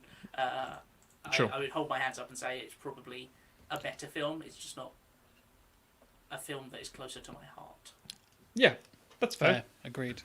Away We Go is currently available on Amazon Prime for UK people, by the way. That's how I watched it. Yeah, so check it out. So, I recommend it if you're in the mood for something a little bit different from Sam Mendes, but still a really, really good, well-performed, well-shot, good film. Revolutionary Road is on Netflix if you fancy being miserable. If you need a good cry, Revolutionary Road is there. Do you want a couple you're rooting for and a couple you're like, I'm trying, guys. I'm really trying. Are we supposed to be? I don't know. I don't know. Hey. Skyfall Jarhead. The Action Corner. Kind of, yeah. Action-packed. Actually, So there's not a lot of action in Jarhead. I don't know. I mean, It's mostly literally having it's a war movie with all these explosions and stuff, right? No. 2005's Jarhead, 61% on the tomatometer, with an audience score of 68%, versus 2012's Skyfall, with 92% on the tomatometer and an audience score of 86. Hey, that's interesting. First of all, 86. I thought 92. it'd been higher from the public, but that's interesting. Yeah, it's odd, isn't it? I think a lot of people like Skyfall, but don't freak out. Remy is shocked. Remy's favourite is Jarhead, by the way, and only 61%. That is kind of I'm surprising. surprised I think it's as Jarhead low should be a as- lot higher than 61. I think personally. it's the timing. It's the timing. Remember, there was the situation with the war going on at the time. Don't still talk about the war. the Matthew. war. The war in Iraq. Yeah, And I think Afghanistan. Interesting perspective from John there as well. Skyfall is a great action film, but Jarhead is a really good introspective drama about war and boredom. So, yeah, that's sums it up nicely. Yeah, I think Jarhead and Three Kings as the two kind of primary, to my mind, films about that. The Gulf War era, Yeah. are 100%. a fascinating kind of pair. I love Three because- Kings. Yeah, because they're so about the fringes of it and the fact that there were. It wasn't really a war in a lot of the conventional sense. A lot of in a lot of the ways that we think of war in terms of, especially on in cinema. Well, it's interesting because if you talk about World War II, you talk about the battles, you talk about the conflicts, the theatres of war. Whereas, it's the stuff in Stalingrad. Oh shit! Oh, it's the Pacific Front. Oh my god! World War One. Oh, which trench are we fighting? Which front is it? Oh, if you talk about a film that's about the Korean War, it's like who's filming it? Is it the Americans or is it a Korean movie? Because it'd be a very different sort of side of things. You get MASH or fucking Brotherhood. Okay, if it's Vietnam, you get one side. You get the psychological effect on the soldiers. That's the only story people are kind of telling with Vietnam. I mean, not exclusively, obviously, but that's the one people think of, the established Vietnam War film, and then, Fortunate Son plays in the background. Yeah. The Gulf War and the Afghan-Iraq stuff in the 2000s, they're a bit of a weird one. They also fall into, much like Jarhead does, the Vietnam psychology of it all. Yeah. The Rambo, not Rambo specifically, but the First Blood sort of thing. The idea of like soldiers coming back and being, You come back a changed man and all that kind of stuff. the Hurt Locker, for example. It's not about. Yes, okay, it's about the bombs things, but it's rather than being the reaction when you came home and that was that was the classic. I think actually a falsehood. It didn't actually happen like spitting on soldiers. I think nobody really spat on soldiers, but you know what I mean. That attitude was what people think about the Vietnam War, whereas the golf stuff, it was such a weird one because it just sort of simmered and then rose back up again. There was no definitive, it's over, we've won, even though there was a mission accomplished banner and all that bullshit. But that's kind of the thing with Jarhead. It was more about, what's it like over there? And it's like, you can't do anything. You can't go anywhere. You can't fight anyone. You were signed up on a war, and what you got was sitting and going mad with lots of guns and lots of time. And I think what John was saying earlier about just the nature of it being an introspective drama about war and boredom. Thank you very much. I agree with that. I think I was really taken with that thing. I thought it was a fantastic, and it's an adaptation of a biopic, if I believe it was. It's memoirs of an actual. Yes, Marine, memoirs. Yeah. And it feels like it. It really feels like it. Which is Gyllenhaal's character, obviously. Yes. The Swafford. Yeah. And I have lots of visual memories of things that memories of visuals, I should say. They're very like falling asleep and having to drink all that water and throwing up constantly. It's just a really, again, another miserable experience, but a very, very interesting one, and one about a time period that we don't want to talk about for some reason. We don't talk about the Gulf. We don't talk about the 2000 stuff either. Both are heavily tied into each other, but we tend to just not make the kind of, unless it's like Three Kings, for example, where you're making the kind of movie that's talking about it in a very, or maybe even to a degree like Body of Lies. We're more interested in telling the story of the politics behind it that was going on at the time. That's what we're more interested in talking about, which is fine. It's what spurred that stuff all on. But yeah, I think it's a very underrated movie in my opinion. And 61% is shocking. That's entirely too low. 61%. Yeah. Jarhead was a weird one for me, where I saw it fairly shortly after it came out. I think I must have been a teenager when I saw it, and I don't think I fully appreciated it as a teenager, unsurprisingly. I was kind of like, I think I hadn't seen like Apocalypse Now or anything like that, and kind of come to terms with the kind of people make war films that are not about the war but about the results on the men and all that kind of stuff. And I then saw Apocalypse Now a few years later, and also played Spec Ops: The Line, the video game, which is another Gulf War conflict, which is basically Heart of Darkness but in the Gulf War, and it kind of not necessarily the boredom, but and like analyzes the psyche of soldiers in this why are we even here kind of mentality, which is very much obviously the key point of so many of these recent conflicts of like, why are we in Afghanistan? Like, can you anybody here? And then like gesture to this entire platoon of like 400 dudes. Like, does anybody know why we're here? I don't fucking know. We're just doing our job, kind of thing. Here to win the war. It's like, exactly, and particularly in America, I think it really does get the army and the armed forces in general are so romanticized. It's kind of like they're our heroes and they're fighting for our freedoms and all this kind of stuff. I'm like, I don't think they are at this point. I think you've been lied to by politicians. You said, Matt, like that was the other side of it, was all the politics behind it, and that's what was being talked about in the news, not the fact that there's like 100,000 people just sat in a desert for no reason. Great. Well, it's the fetishization of the military, and I should point out here just a bit of a caveat. There is a concept which is in a lot of Europe and around the world, which is to serve in the military is a duty, and it is something that people feel called to do. That's fine. I respect that, and I respect that militaries exist to protect their nation. Nothing wrong with that shit in theory. The problem is the nature of absolute obedience, and that to a government, and or a king or a crown or whatever it's going to be. That will always be a problem. And the problem as well with the fetishization of it is over here, for example, we have a lot of things of like, it's the whole, you are a hero. And it's the same thing with like I'm going a bit of a tangent here, I apologize. With the idea of the medical profession, they're all angels. Oh, it's like, yeah. No, they're people. And it's kind of points like, they're heroes. It's like, yes, okay, they do heroic things, arguably, but the point is that they're in a way that people. Humanizes them, right? Yes, because it means it's easier to be expendable. It's like, well, they had to die because that was the point. It's like, That's no. what heroes do. They sacrifice themselves for the greater good. And that fetishization, especially like, you got to go over there and you got to kill him, you're going to get a gun, you've seen all these war movies, that's what you're going to be like, World War II. It's like, no, it won't. Yeah, exactly. Terms of engagement and all that sort of stuff. Sorry, Tim was like cutting off Tim. Yeah, I was just going to say, fantastic performances, which we haven't really talked about in Jarhead. Very true. Like Great. Jake Gyllenhaal as the main, Peter Sarsgaard, and I don't usually like too much, but it's too good at this.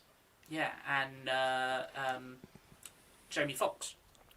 Yeah, Jamie Foxx is brilliant. Yeah. Really, really terrific. Because it's like we say, like it's not really engaging with the politics of it.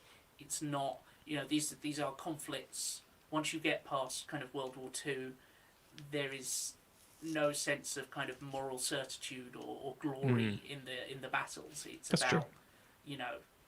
it becomes about the impact on the people. Obviously it doesn't. These aren't the type of films that, or Jarhead is not the kind of film that particularly engages with what it did to the people in Iraq or the people in Kuwait and things like that. But I think most Western films are going to be more concerned with the Western characters, unfortunately. But I think like we said, it's fascinating because it is a viewpoint that is not really taken with so many war films of just like, no, yeah, it's a job, and like any other job, a lot of it is just standing around waiting or doing boring kind of make work tasks to fill your time so that the person in charge of you feels like you're earning your money. And then all the problems are solved with like airstrikes and bombing raids and all this kind of stuff. It's like, do you even need people on the ground at this point? And that's even more exacerbated with things like drone strikes and all this shit that's been happening over the last decade or so. Like, I think are we at the point where we don't even need human soldiers? It's just like they're almost just like the face of the war, and they just kind of stand there while the fucking robots just fly in and murder civilians. It's an increasingly prescient film. Yes. Yeah. Well, unfortunately. There's a quote which always sticks in my head, which was it's like, why the fuck are you even here? Sir, I got lost on the way to college, sir! He smashes his face into a blackboard or something. And it's like, yeah, because it was ultimately the what are you going to do? I guess I'm just going to join the army. It's like, okay. Skyfall's pretty good. Yeah, Skyfall's good. So put into perspective of box offices, Jarhead, like I said, came out in 2005. Budget of $72 million with a box office of $97 million. Yeah, very weird time. People didn't know if they wanted the kind of introspective. It wasn't even about the war that was happening at that moment, but it was close enough because it was the desert and they didn't want to see it. Here's a couple of good, before we move into Skyfall, a couple of good quotes from the viewers here. John, one of my friends in the army literally has to paint grass so it looked greener for an inspection. Yeah. I'll tell you what's a good pairing for this movie. Buffalo Soldiers with Joaquin Phoenix. Yeah. Nice. Based in Germany, West Germany, sort of yeah. 80s, isn't it? Yeah, and that's a really good classic. We're bored, we've got nothing to do. We're just going to sell mop and glow to whatever it is to very people. But yes, that nature of to make the green grass look greener. That sounds about entirely. What year is Jarhead again? Is it 2005? Release, yeah. Yeah. So yeah, it's. Yeah, I saw it in the cinema, but again, I think I was just on the cusp of where Jack says of getting to understand both the cinematic approach to war and what's going on in the world and stuff. Yeah. But yeah, it was. I mean, it was remarkably close to the kickoff of the Iraq War. I was 21 at the time. I had an American girlfriend, so I was over in the States a fair amount, and yeah, I was at that. We all talk about that precipice, that age where you go from oh, it's a war movie, and you go, this is not a war movie. But I think I was getting to that age where I'm hang on, this is lighting something in me. I understand now. I think I get this. That sort of anti-war mentality that was going on at the time in the States and in Britain. So yeah, Jarhead I think is very much as Tim said, more prescient as time goes on. Yeah, agreed. Skyfall is very good. Skyfall's very good. Over to Skyfall in 2012, a budget of around $200 million and a box office of $1.1 billion with a B. The most fiscally successful Bond film to date. Correct, and the second highest grossing film of that year. I Can you guess what it was behind, everybody? It's the fucking Avengers. I prefer Casino Royale, but Yeah, Skyfall is that's a fantastic. fair- Yep, yep. Skyfall is fantastic, and it's I have my own personal thing, which we'll get into it in a future Bond episode. But the idea of Casino Royale wiping the slate clean of the tropes and what had weighed Bond down so much as a franchise, and then clawed them all back for Skyfall, but in a mostly tasteful way and very pleasing, and felt like an actual full circle completion thing for the story of Craig's Bond. Introducing Wishaw as Q was great, etc., etc. End of the M stuff, obviously, which wouldn't mean much for 3 films, but because Judi Dench had been doing it since the mid '90s, it felt like an actual legacy thing. There's a lot going for Skyfall. It feels in so many ways. It feels like Spectre should have come out before Skyfall, because it feels like Skyfall succeeds at what Spectre's trying to do. Skyfall did it before. Yep. So it's Skyfall is such an ending to a trilogy as well. Like you Yeah. really feel like, that I mentioned that caps on a off previous Daniel Craig and we, Alec wasn't happy about it, but I'm still right. and Daniel Craig did the whole like, I'd rather slit my wrists than come back as Bond and all this kind of stuff. And it's like, 2 more, motherfucker, 2 more, because that was before Spectre even came out. So Yeah. we've got a good comment from John here. Casino Royale is a great action spy film. Skyfall is a great Bond film. Interesting. And we've also got on the other side of things our long-time EP Mike Salvia. I vote Jarhead. So we've got two of our long-time listeners, Mike and Remy, voting Jarhead. So I must admit, I'm actually torn. I don't know. I'm want to going start first on voting? this, and Yeah, I feel like we I don't might be really need to say irrelevant. much more than Skyfall because No. people probably, if you're watching this and listening, you probably know about Skyfall. We don't need to. We kind of went into a lot of detail about Away We Go because, Of all the Mendes movies, Skyfall's the one that most people have seen. If I say it made it's- $1.1 billion. It's like if I said to my mum, Sam Mendes, and who? He directed Skyfall. Oh, and now I'd say Skyfall. Skyfall and 1917. I'd probably say those 2 things as well. Yeah. Maybe it would have been previously American Beauty, but yeah. American so. Beauty guy. Yeah. Wow. JFC also Jarhead as well. Mm-hmm. Again, a lot of Jarhead support. James Wilson saying Skyfall, and interesting. I will say spread from the comments there. Skyfall is one of my absolute. It's probably maybe a second or maybe my second favorite for- Bond song. It's it's fucking for great. It's for sure top 3 Bond films for me as well. I love Skyfall. Yeah. And I'm voting Skyfall, gentlemen. Okay. My vote is cast. Tim, This is really tricky this is the It toughest is, one so isn't far, it? in my Yeah. opinion. because I think Skyfall is like the textbook example of how you do modern Bond. Like Jonathan said, Casino Royale is great, but it doesn't. I really like it. I think it feels like a Bond film, but I think for some people it doesn't have some of the iconography that they want. Yeah. And I think Skyfall does, and I think it's really fucking good. It looks But amazing as well. It looks Deacon's great. just fucking knocked it out of the park. But Jarhead The is, like we said, it's a really interesting perspective. It's a war that does not get discussed a lot in terms of cinema. Yeah. I'm gonna put Matt in an awful position. So I'm Fuck gonna you! vote Jarhead, Oh shit. and Wow. that way it can be Matt's choice. So we've got a couple of other people coming in. Canis says, I'd say Skyfall, because he's never seen Jarhead. Fair. And the other way around, Mike, as we already said, picked Jarhead, because he's never seen Skyfall. Okay. It's fair. And Mike has only seen 2 Bond movies, Casino Royale and Tomorrow Never Dies, the one with the remote control car. Yes. That is indeed Tomorrow Never Dies. That is, yes, correct. And again, Tomorrow Never Dies is a good film. There is a call, Matthew. If you don't want to make the hard decision, Oh no, I'm Matt, give it to the chat. I'm Give it happy to to. the people. Let me People hear the decide. people sing. Fuck the people. Singing I am the songs of people. angry men. Right. So okay. Sorry, hold on, Mike. No. I vote for Jarhead because I like it. You also haven't seen the other film. So Yeah, we you discussed. can do both. Yeah. You can like that film and also not have seen the other film, but that kind of does make you default. Yeah. Exactly. Sorry, I'm stalling for time here for you, Matt. No, it doesn't need. But I think I know what I'm doing. If you could sing the theme of the one you're picking, that'd be great. I can't even go with. Jarhead.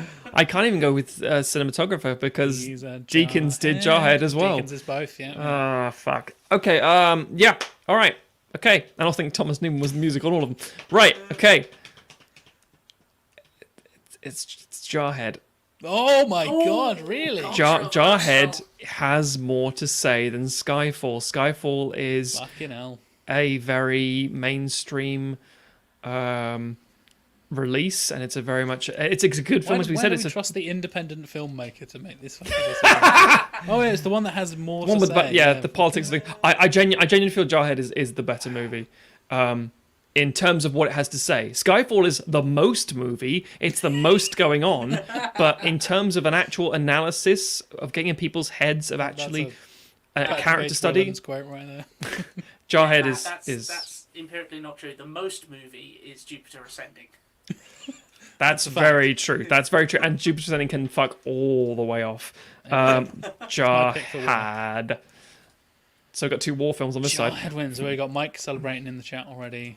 Remy celebrating in the chat. It was a difficult choice. I was put in a shit position by my colleagues, as always. But in truth, I say as always, it's not true. Put in the shit position by Tim. I mean, you led it. You started it. Yeah. So I didn't set the precedent. Hang on. I voted one way and I voted another way, but it's his fault for voting that way. Yeah. That's politics of the 2020s. Exactly. Right. No. So we're now at the. Everybody, Matt. Look. You know what? That's fine. That's what I'm here to do. That's a Revenge of the Sith style. No. Okay. Oh, I hadn't thought about this mashup. Jesus Christ. Yeah. American Beauty versus Road to Perdition. I'm not going to run through the numbers again. Which crap dad do you like? Crap Kevin Spacey or crap Tom Hanks? The answer's Tom Hanks in that one.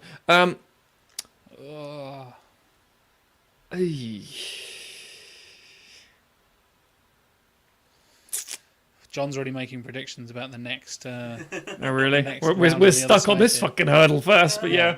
Still, what we think about this one. John is saying, in that case, Jarhead probably beats out 1917 as well. That film's greatest strength is also its biggest weakness. It's an experience. Once you've experienced it, it loses something, whereas Jarhead has a lot more to say. I do And not interestingly disagree. enough, I think he's got a point. 2 people in the chat who also have history of working in the armed forces are both True. Mike and John. And Mike quoted the quote you said earlier about the recruit got lost on the way. It's one of my favourite lines ever because it was me. Yeah. I think that hit home with a lot of people. Both John and Mike have experience and have worked in the armed forces. Again, I remember big Jarhead, so maybe that says a lot. I That saw says a a lot thing about the other Jarhead. day that was saying how America will never make college cheaper or cancel student debt over there because it will absolutely wipe out army recruitment. Yes, Interesting. I remember 2 arms. They're dressed Marines. They're like there's a white hat and black sort of almost very navy looking dress sort of as well, dress uniform. Stood outside Target, I want to say, when I was over in Oregon, and they was literally like just trying to basically recruitment drive, talking to people saying, "Hey, you feeling like you're lost or something?" And it's not a bad thing because again, if people do genuinely want to be in there, but it is quite predatory, and you're like, oh, Like doing the even The out fact the that they go arch into thing from The schools Simpsons. and yes, stuff oh like that. god, yeah. Yeah. But yeah, I remember seeing so many adverts on TV at the time because again, it was like 2003 onwards, and it was like, anyway, not the point. American Beauty, Lower Expedition. Tim's up I first. have an You're up answer first. on this one. And I'm up first, am I? You are. Nice and simple. Perdition. Because I think Perdition gets better as it ages, whereas American Beauty not necessarily gets worse, although fucking, I mean, there's a Spacey. Kevin Spacey aspect. There's the But elephant I in the think- room there, isn't there? I think because it was a contemporary film at the time, it looks more and more dated as it goes on. Whereas Road to Perdition was a period film, and so it already knew it was It makes it dated, so more to speak. timeless in a way. Exactly. Yeah. And Yeah. I think at the end of the day, it. Tom Hanks is so fucking good in that film, and Yeah. it's so. As John said, I just flashed that up on the screen. Perdition! Because of Hanks. and it's. Oh man! I mean, they are both filled with great performances, but there are aspects of American Beauty that get on my nerves. Sure, that makes sense. Whereas I Yep. don't think there's anything in Road to Perdition that gets on my nerves. Agreed. Yeah. So yeah, Perdition for me. Perdition, done. Road to Perdition is the better Agreed. movie. Yep. It's my Sweet favourite. for Perdition. If I had to watch one right now, it would be that one. It has pacing's perfect, performance is perfect. It is in the final. I don't think anyone should be too. I don't think there's a lot of American Beauty stans out there going, "Oh no, burn it to the ground." You know, we had the old Depp stands descend on us one time. Are there Spacey stands? There must be, right? Someone's watching his fucking weird Christmas videos where he keeps saying, thinking he's Well, where he's in character as Underwood. as a cards guy. Yeah. Frank Underwood. Oh, weird. So weird. so. We're not getting to Kevin Spacey talk. Over to Battle of the War movie. War. Yeah. Good God. What is good for? We have 1917 versus Jarhead. I think John hit it on the head. Very, very different war films. Bit of a problem. And One's spectacle, one's introspective, and I think that's going to be a. To remind you all, this is Yeah. a man who currently works in the military. works in the I can't remember what the phrase is. Civil Navy, Merchant Navy. Merchant Navy. Thank you, Merchant I Navy. could be wrong with that. Yeah, they're very different approaches to war movies. I think they're both great. And they get mashed up. Yeah, I mean it's Matt, interesting. you'll cast them first. Neither of them is particularly glorifying. That's No. true. And That's I true. Both think- about the tragedy of it all. But It's yeah, not fucking The Pearl Harbor, is waste, the horrible waste. but I think it's about the different. The tragedy of war essentially has changed over time. In 1917, it's this massive loss of life, this massive destruction of Europe that just rendered these whole areas completely just hellish and like something from like fucking Revelations, you know, and yeah. the meaningless death of so many people. And then you go to Jarhead, and it's like, no, the tragedy now is that it's wasting all these people's lives just because there's absolutely no reason for them to be there. Yeah. I mean, in a way, it's the same problem. But Same except shit. It's people don't die in Jarhead; they just get fucked up for life. Well, the whole point is that he never gets to fire his rifle, right? Yeah, He serves years in that fucking war and never shoots once. And Yeah. they finally get the moment where he's like, oh, "We're on a sniping mission, yes! But can I please, Some dickhead. yeah. please superior officer comes just in, let me yeah. pull the trigger. Just Yeah. let me shoot this." And they're like, "No, we're doing an airstrike." Fuck. And he's just like, I just Which is wanted also to shoot we one shouldn't be gun. wanting to root for someone to shoot someone in the fucking face, but at the same time we're like, Yeah. God, I've sat through this whole film. I want to watch someone get shot. But also, it's more about when these boys go home, they're coming back changed, and they'll end up probably killing themselves. Yeah. The last line of Jarhead, and this is towards my vote here. The last line of Jarhead stuck with me as a 21-year-old when I first saw it. Which was, I think, along the lines of, we're in the desert, we're still here. And it was meant to be the statement about, you know, those who go to war never really come back from war. Yeah. But also it was a statement like, hey, you do know we're still in the fucking desert right now, right? Because of what's going on right fucking now. This is a very difficult one again, because I feel the critic in me, the filmmaker in me, wants to go Jarhead. But 1917 is such an amazing spectacle of a movie. It's hard to not think about it. Also, more recently, we said like, it's like Jonathan said, like its greatest strength is its weakness. It's an experience, but like there's something to be said for making a film that is just an astonishing experience. But that first time you see precisely. it, especially if you see it in the cinema, it just is a sensory delight. Yeah, I'm not sure delight is the right word for 1917, but it is something that does what only cinema can do, kind of thing. It is an immense organisation of preparation, and I think I put that in my review actually. The idea that there was probably more preparation into those shots than there was in anything in World War One. Yeah. There's like more forethought into any of it. So for my vote, it has to be 1917. Interesting. Got a comment here from Mike. Win or lose, Jarhead. But good fights put up for it. He's enjoying the discussion, which I think it's a film and not enough people talk about. And we're here for the discussion. Get to talk about it because we talk about bad sequels so much. Yeah. It's nice to talk about a good standalone film for once. Yes. And as we said at the beginning, like Mendes hasn't really made a bad film. Like even that's the thing. You can't go wrong. There are weaker movies, but they're not. Yeah. Yeah. As much as I like Jarhead, I think 1917 is the better movie, says Remy. And weirdly enough, I agree with Remy. I also vote 1917. Tim, what would you have done? Again, really. Are you hard dissenting decision. Again, Tim? No, I think I probably would go with 1917, but it's an incredibly close call. I think, and like we say, we've made some good arguments. No. Hopefully there's some people Sorry, Tim. watching this who maybe haven't seen Jarhead who are now going to go watch it. Yeah. And I would say if you haven't seen Jarhead, if you haven't seen any of them, go and watch them. Yeah. They're all good. But yeah, I think 1917, like from a craft perspective, like the amount of work that is on the screen. To give you an experience of are really good. It roots you in the reality of the moment. So. It's a transportive film. You feel there. Again, if you watch it in the fucking cinema, you got bombarded. Yeah. Which again is what I can only assume war is like. That immersion, that bombardment, that constant threat of like can't really rest for 5 seconds. But yes, and along the way there is some nice, again being a theatre director, there's lots of conversational bits that make you go, yeah.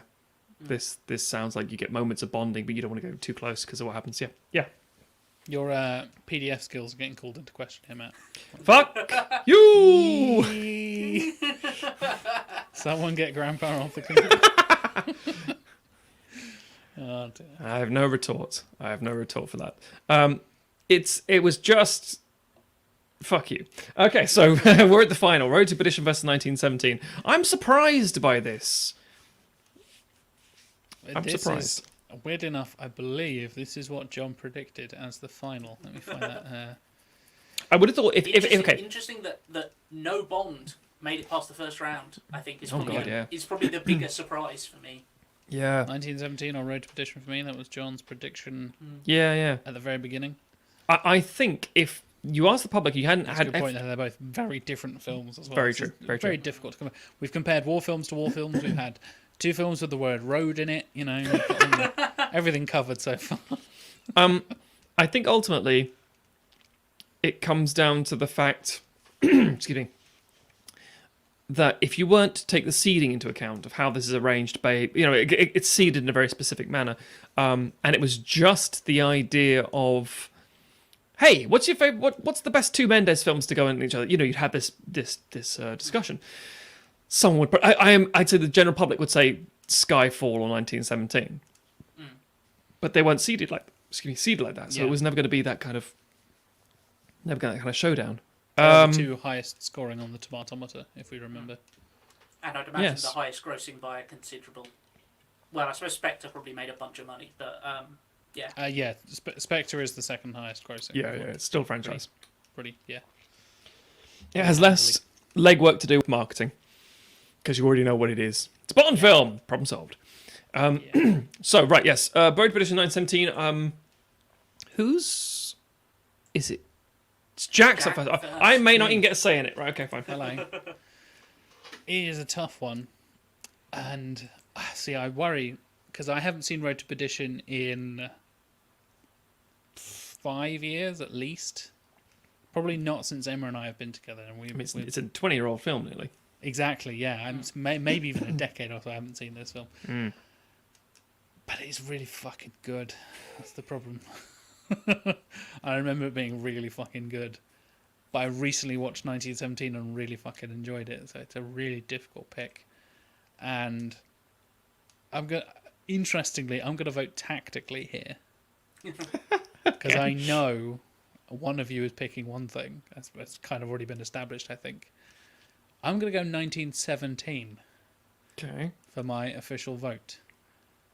And I have a feeling, again, predicting stuff, that Tim is the deciding vote here because Matt has very clearly stated his adoration. It might be one of my favourite movies ever, Road to Perdition.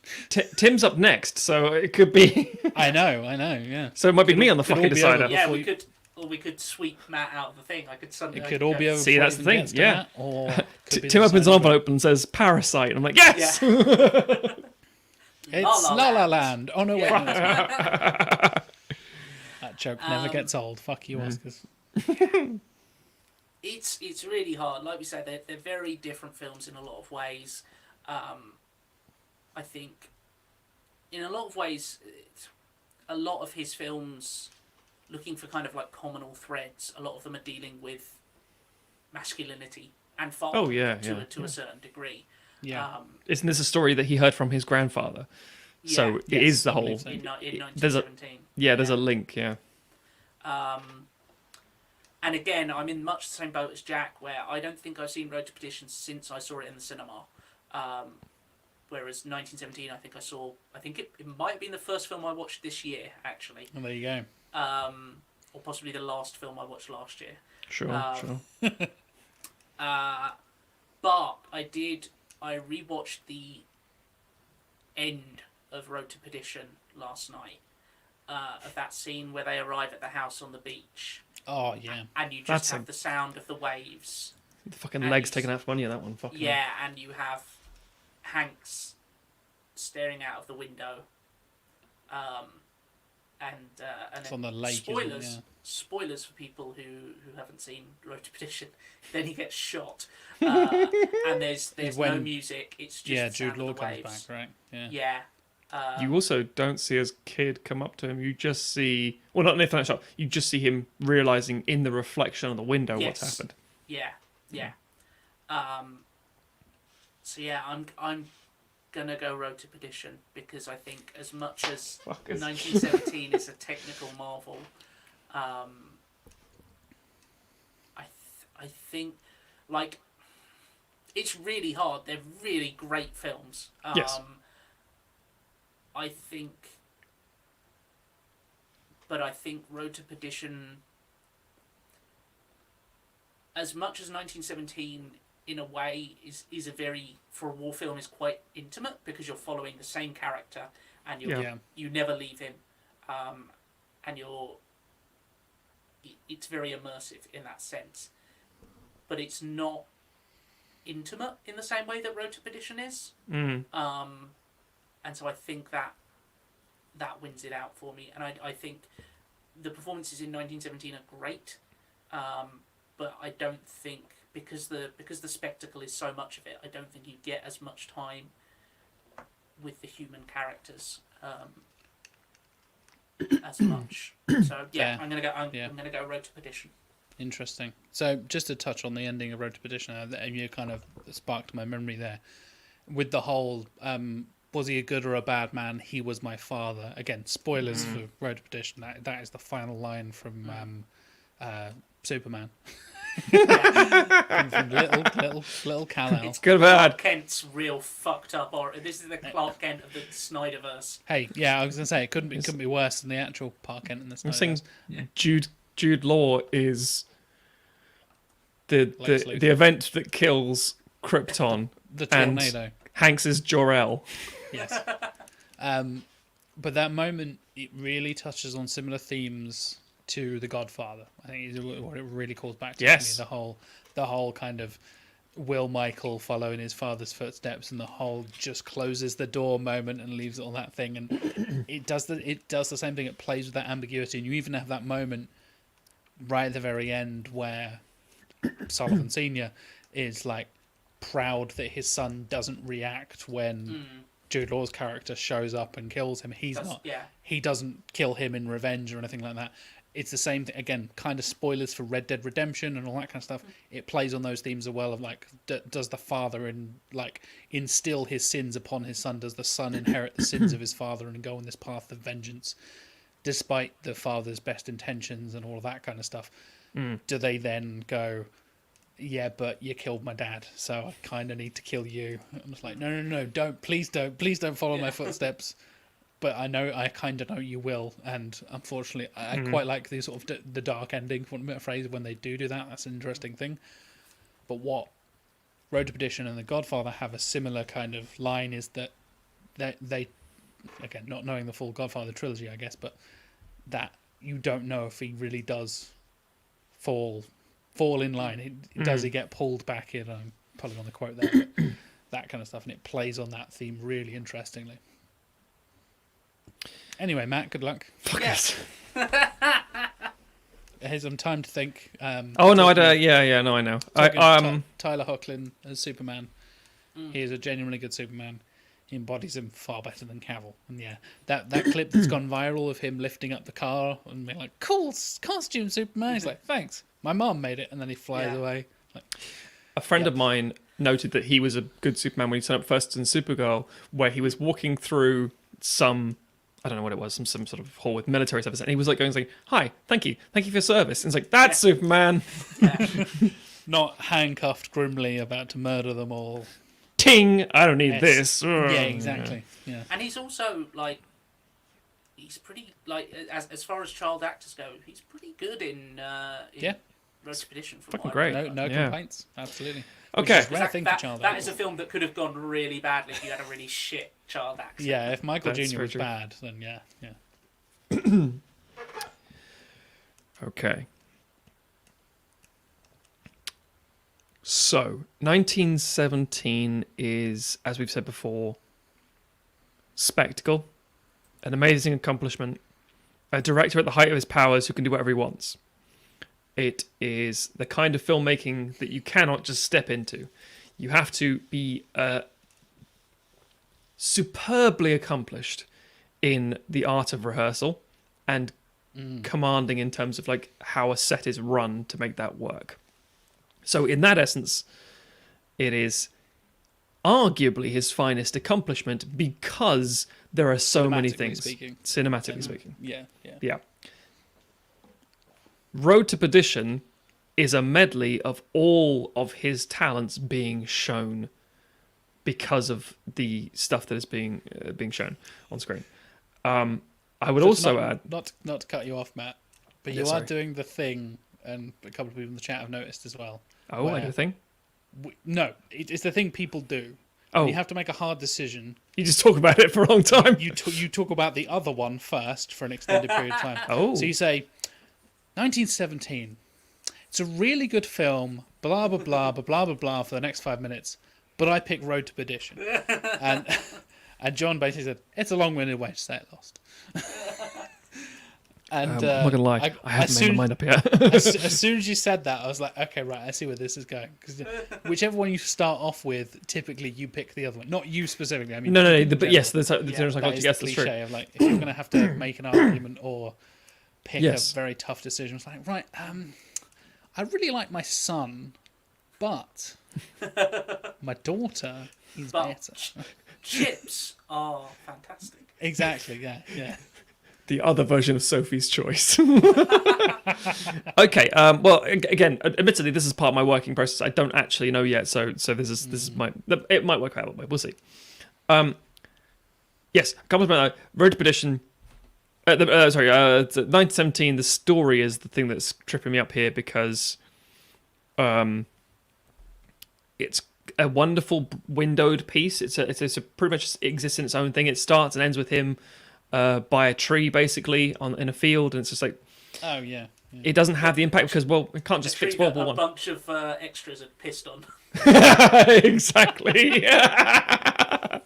But ultimately, the story, I would be more angry if it's like, oh, do it, son, run, win the war. And it's like, that's not how that works.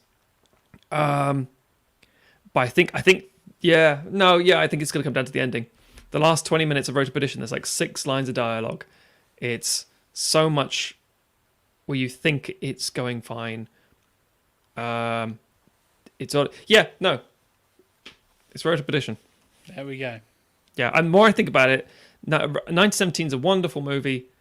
She's a lovely girl, but no, I think it's good. But there's so much layering. There's so much going on. There's so much complexity. There's so much in terms of fine performance, direction, action. Again, I've picked Conrad Hall over fucking Deakins, which is a bit of a weird one.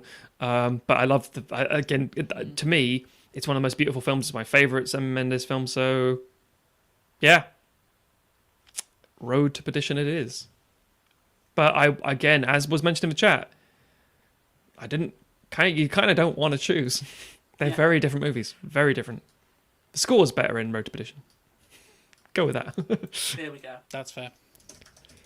Road to Perdition, better music. Once we've done like 16 months of live streams, we should have all of the winners face off against each other. Oh I my love it, Tim. God, Tim! The Why would ultimate- you do The that? ultimate winners Sweet 16. I love it. We'll see I you love back here, May 2022, or whatever it is. it. Well, Shit, man. I feel like on that note, with that feature prediction, that's a good way to wrap up the stream. I think so. Amazing. So it's the PDF has rejected it. It went to a big blackout. Oh, Road that's to good. It's Perdition back now. wins. It's back now. It was There gone. we go. Yeah. Well done, Road to Perdition. Like I said, I kind of predicted at the beginning that film is a bit of a masterpiece, and it all makes sense. I'm now looking forward to this upcoming tournament of the greatest films of all the greatest directors. Yeah, that's going to be a Finally bastard. clashing. So hang on, what have we had the last 3? We got The Big Lebowski Yep. squaring off against Alien or Blade Runner? Alien in the end. It was Alien that won. Yeah. Alien against Road to Perdition. Shit! Sign me up. That sounds amazing. This is torturous. Tim, now you said that, that's the culmination. You've become the author of all our pain. Maybe that's a live show we do.